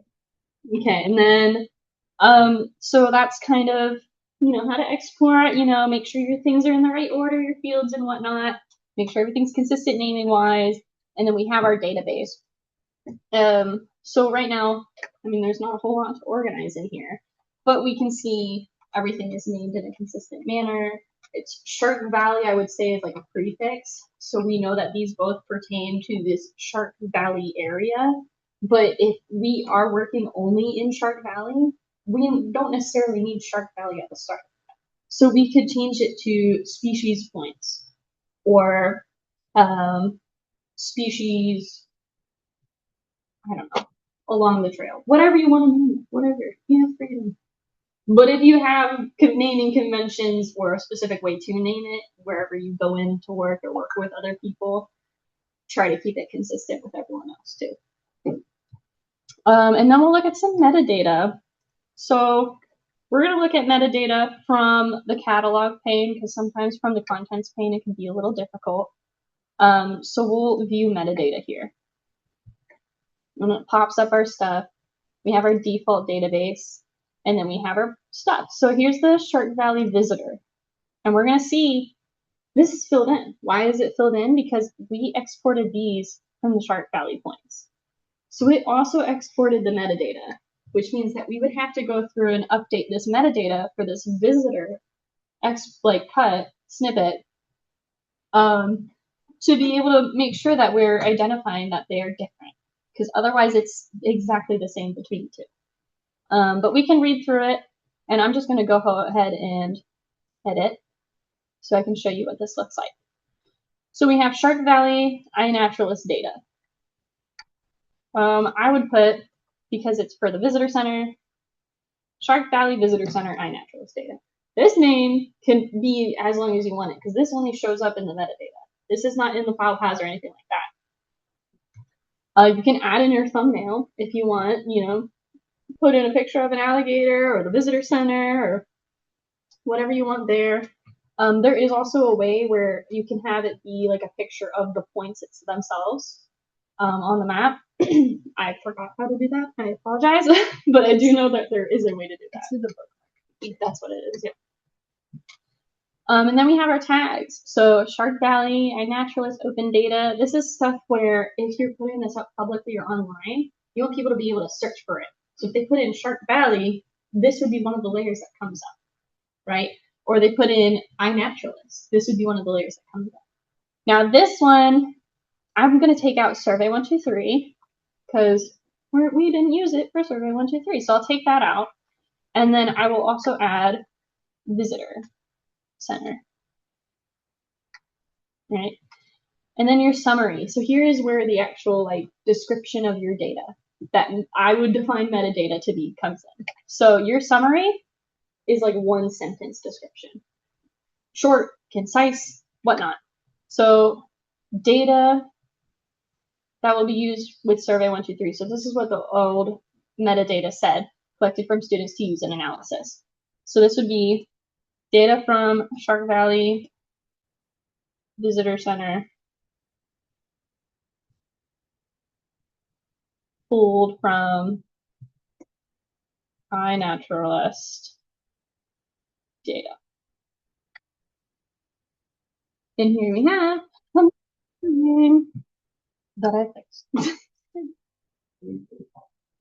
Yeah, these ones do, which is, it's very nice, especially because you're doing a lot of, if people are going to see this, at least you can double check that this stuff is here. The layers themselves though, if you're naming a layer, it doesn't pop up there. So you gotta double check because that stuff's the background of it, and the background is what really needs it too. Because this stuff you can go and you can change this whenever you want.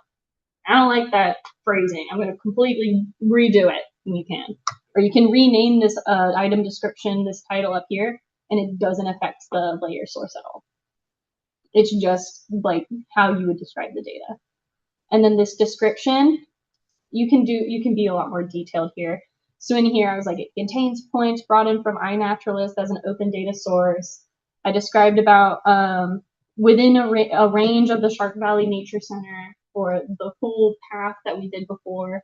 So if I were to rewrite this, I would probably put around the visitor center within so many, I don't know, feet, meters, however you want to measure that I clipped, right? And I would describe that as what it is, right? And you can be as detailed as you want. And then your credits you can add in. So I put iNaturalist, NSU, ASPRS, because that's what we used it for. I mean, I could put Esri, but it's going through Esri. So They don't deserve credit for that. Yeah, exactly.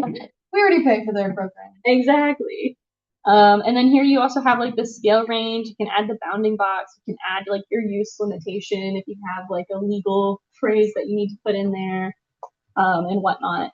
And then all you'd have to do, save up top, and then it will update in here. Should. Yeah, so if you wanted other things to include in the description, then especially when you use some of the iNaturalist, a lot of times you'll do the affect date.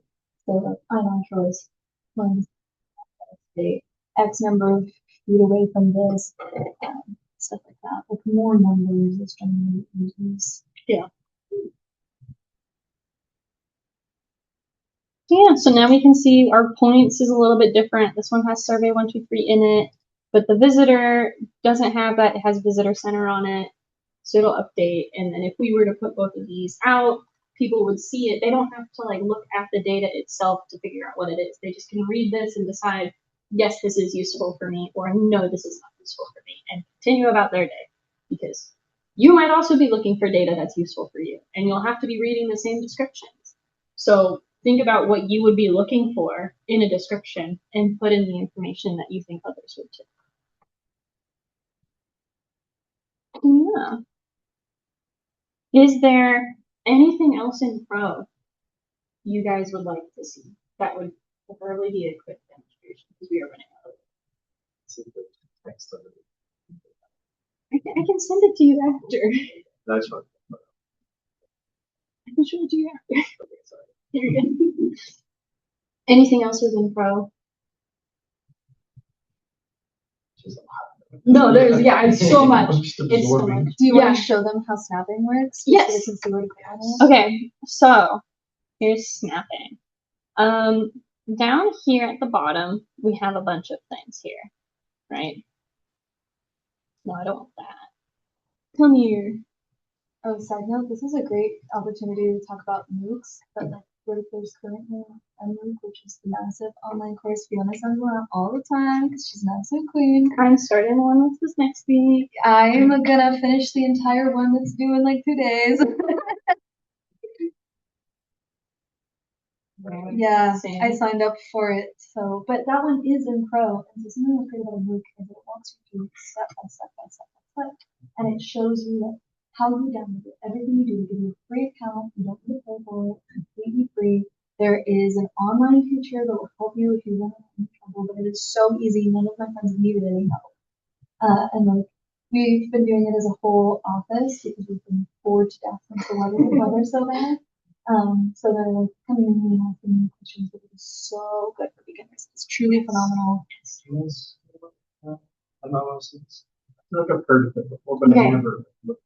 So Esri, if you go onto Esri's like site, they have like training modules and stuff like that. Some of them are free, some of them are paid. Some of them is literally just like a video presentation of someone showing how they did something, right? And then they have what are called MOOCs, which stands for Massive Open Online Course, right? It's free. I'm starting off with that. It's completely free to join. They give you, like, you can get a free online account to sign up for it. And if you use Pro, they'll give you a free Pro access during the duration. It's usually around 6 weeks. And yeah, and it's very nice.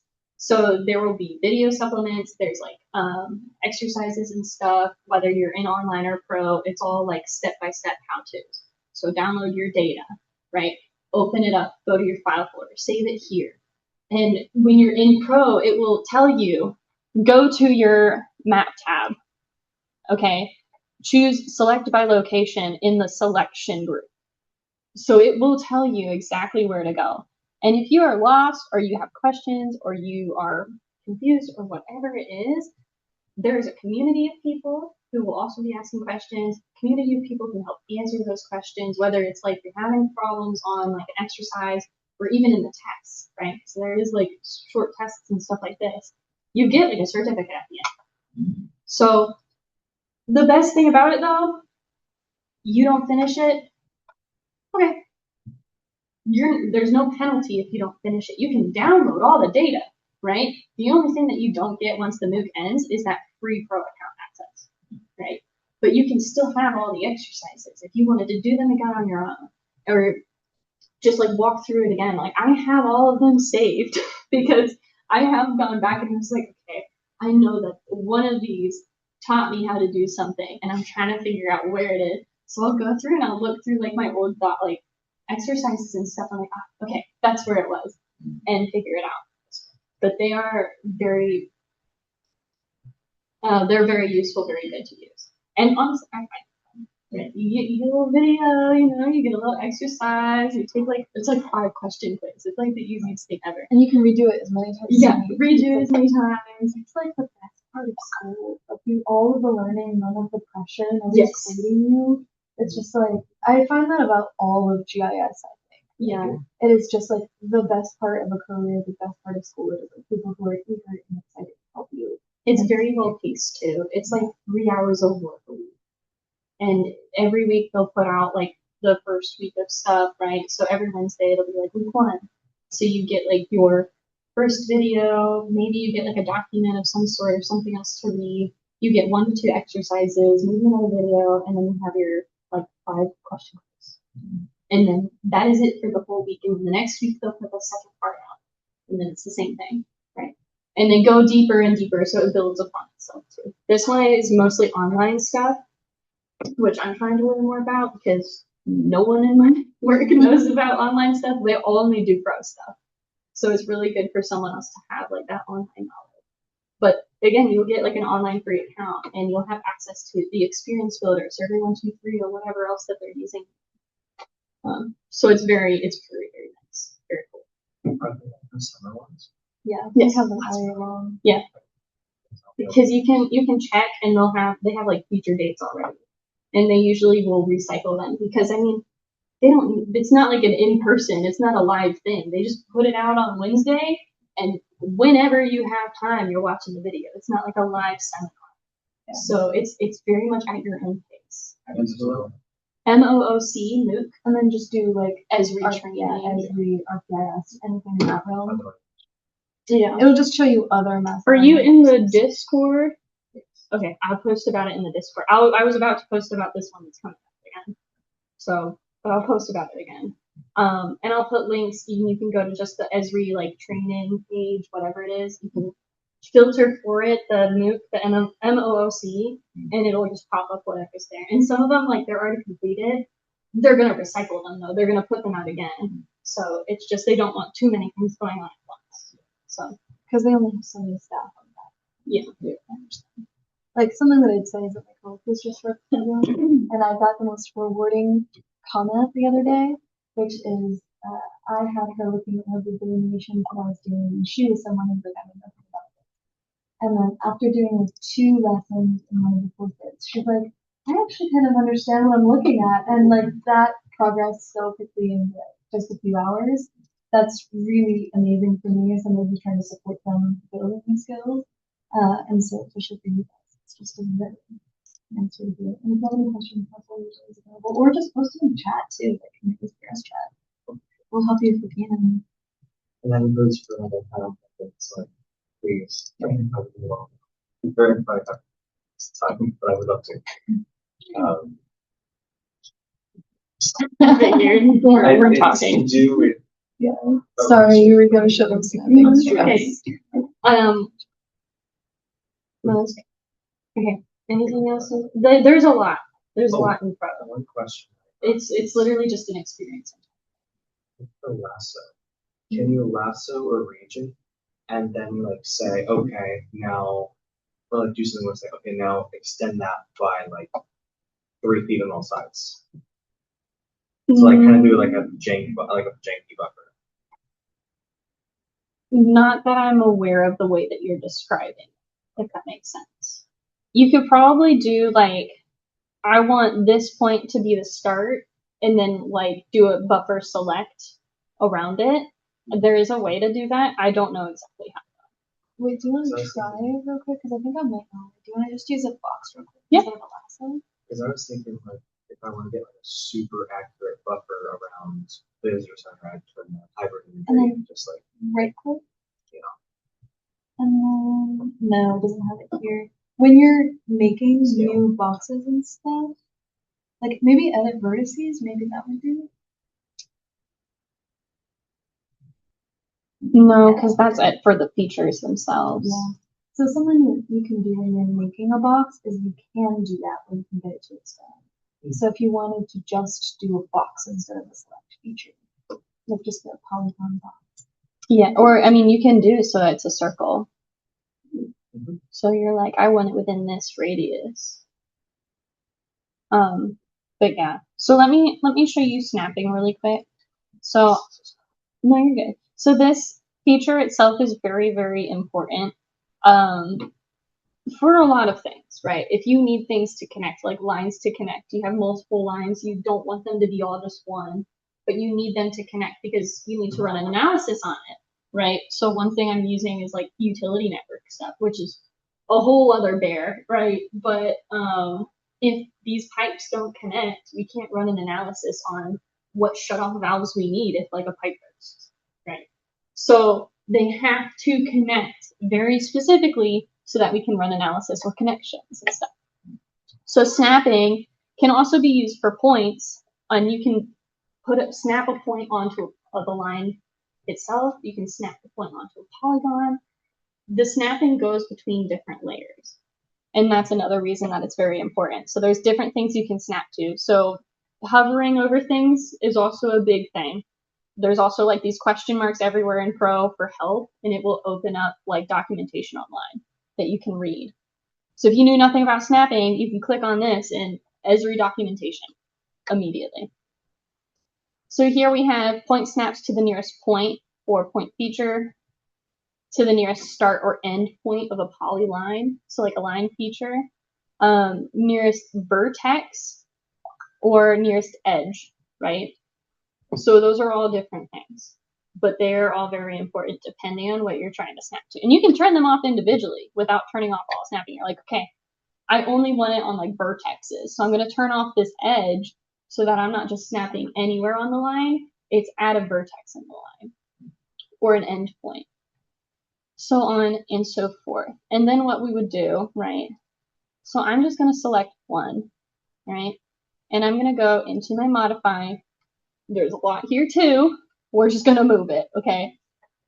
Or you get your yellow little box, right? And then I'm just going to move this point. And you can see when I get close enough, it will snap onto another point. And that puts it directly coordinately on top of where that other point is. And if you don't want it to snap to it, you can turn the snapping off because you need it to be different.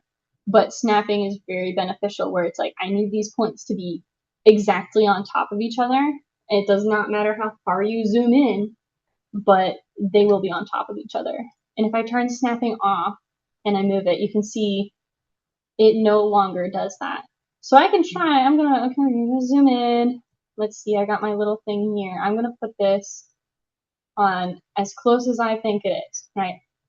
Confirm my edit, and I can already tell they're not on top of each other. So snapping just does that automatically where you get close enough within a certain range, and you can change that range to be smaller or bigger, depending on like the point size of your screen, how close you want it to be, where it will just automatically snap to that feature. And I just use the attribute table to select since you couldn't like let them on the map. Like you couldn't click both of them because they're on top of each other. Yes. Or you would here, I'll turn it back on and I'll move it on top. Right. So now it's gonna be snapped. Or no, it's snapped to itself. Hold on. I will move it to a different point. That's another thing, because it's kind of a ghost point at this point. So it will snap onto itself even when it's not there. So lines will snap to themselves when you're trying to move around. Bless you. So I'll snap it to this point, and I've selected both now, right? So if I zoom in, it doesn't matter how far I zoom in, but if I open the attribute table, then I can see which is which. And there would be usually some sort of identification of like what is on top and what's on the bottom. Or you're looking at your attributes and you already know what's what. So like it should just be select one. Yep.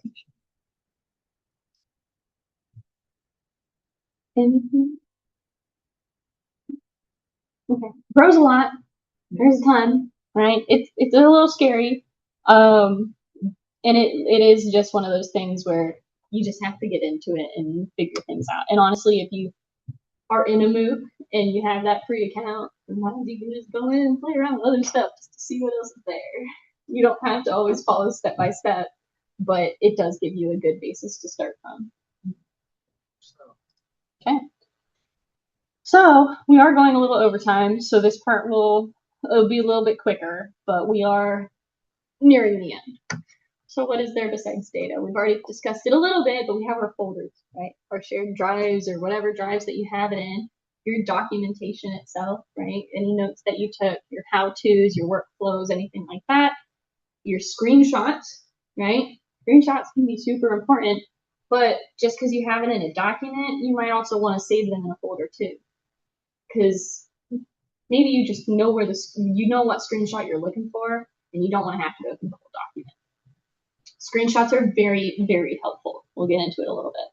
And then your file storage, like your shared other data, any other PDFs or other information people are giving you that are supplemental. And you want to make sure that they're all in the right place so that if you need to refer to them again, you can. So here's an example, and I'm going to say this is my own file folders on my personal computer. I'm a lot neater at work, apparently. So what do you guys see here that made me reconcile, cleaned up, fixed up? Just anything. Data clean. Yep, data clean. That's not very descriptive. And then under it, data cleanup screenshots. Yeah, survey. What are those for? And this is the first one that I had pointed out too. Well, you would think those are probably for the same thing, right? You have your data cleanup screenshots, right? You put it in your data clean folder. Well, look at the date. The dates are very different. And why is that? Because the data cleanup screenshots are from the first time I did this. So I can use them technically, but it was for a different project. So I would probably still keep them separate, but the names definitely need changed to make more sense. So that is one of them. What else?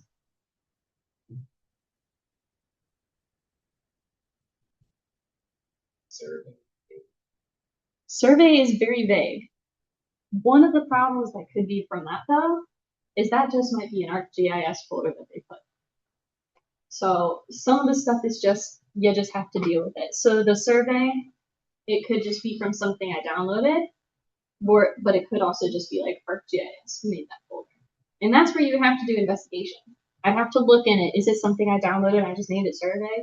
Like, is it what Nico sent me and I was just like, screw this survey? Or is that what the survey 123 shape is? The shape file. So you'd have to do digging and figure it out. Exactly. First of all, that it has test in the name, right? Why am I keeping a folder that has test, right? If it's a test, it should be gone by now. But I'm not just going to delete it. I'm going to go into it, make sure that it was just like I was opening it up and trying something out for like 1 second, nothing's saved in it, and then close it out. So then I can just delete it and move it.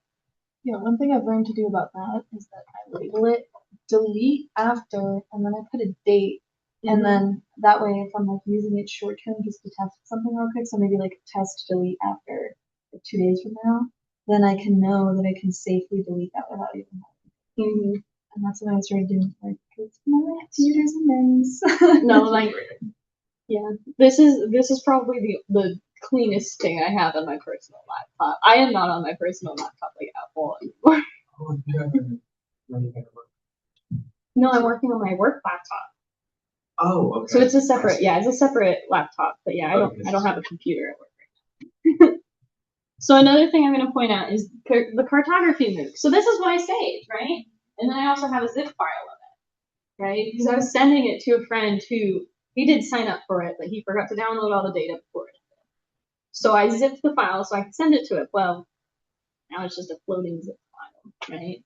So honestly, since it's just the same thing, I'm not going in there and I'm not making changes for any of this stuff. I'd probably just put the zip with the cartography folder.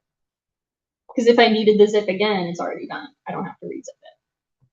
Or you could also delete it if you don't think you're going to send it to somebody again. Exactly. The last one, you already pointed it out, geodatabase test, right? And I did practice on my sister yesterday. She mentioned that there's a PDF. It's not in a place. What does VISA stand for? I don't know, some sort of Esri abbreviation, because this is the ArcGIS folder that I have. So I don't know off the top of my head. I have to look at it, figure out what it is for, and then put it in a more appropriate place than rather just having a floating file around. So here, because I don't have an example on my computer, so I just kind of wrote it out. I probably could have brought my laptop home and like took a picture of that, but technically that would not be allowed. So say you have like a shared drive, right? So like you have your C drive, your personal drive, but say you have a shared drive, right? Tons of other folders, tons of other files, it's other people's work in there as well. So I kind of just started with my name. I have a folder that's just my name, Fiona, right?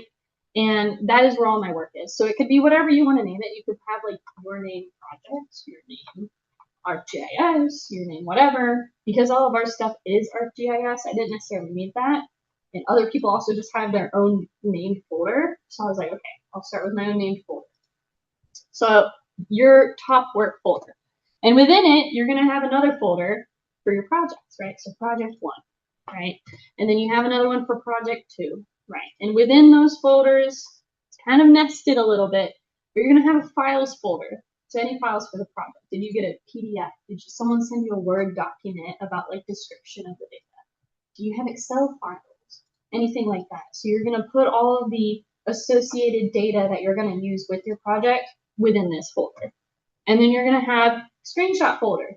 So any screenshots that you make, like you don't have to make the folder if you don't have any screenshots yet, right? You don't want something to just sit around empty.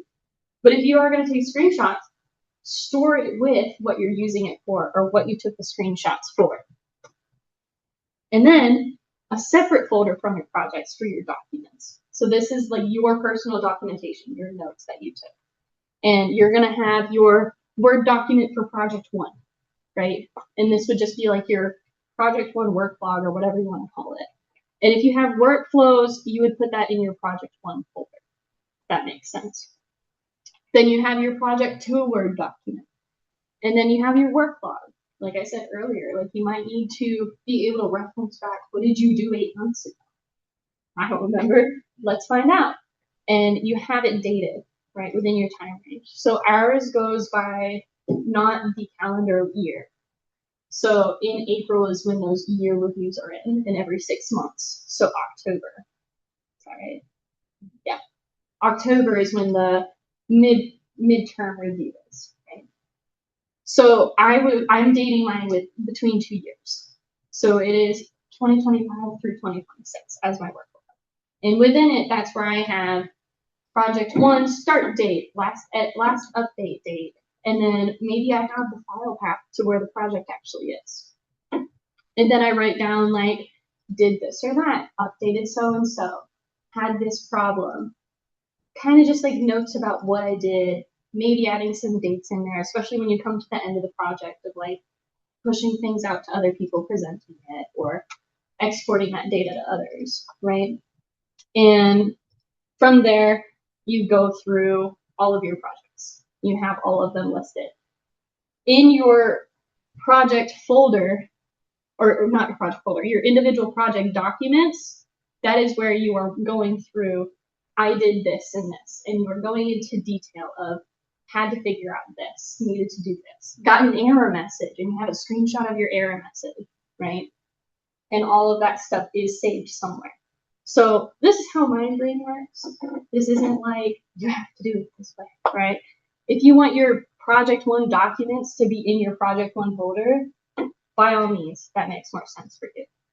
For me personally, having all my documents in one place makes it a lot easier for me to be like, I know where this is, and I know which document it is, because I might have multiple workflow documents within the project folder itself.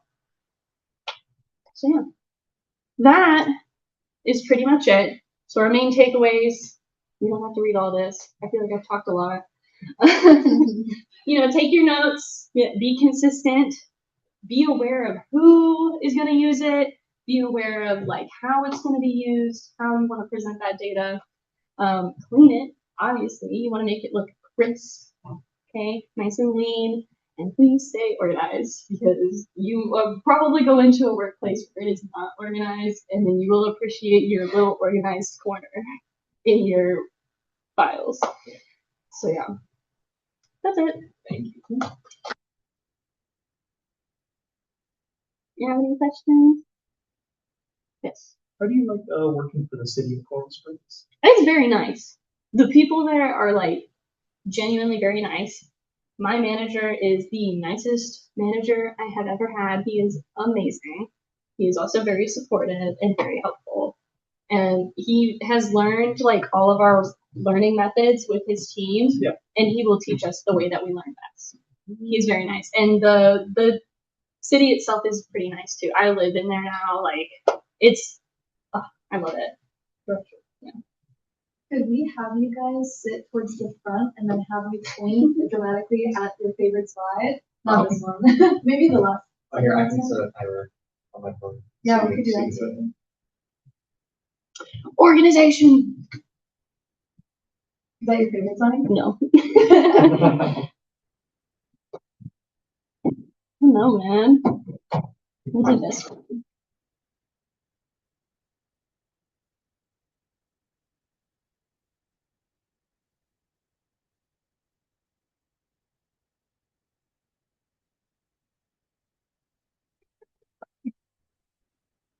And then just put us throughout the thing.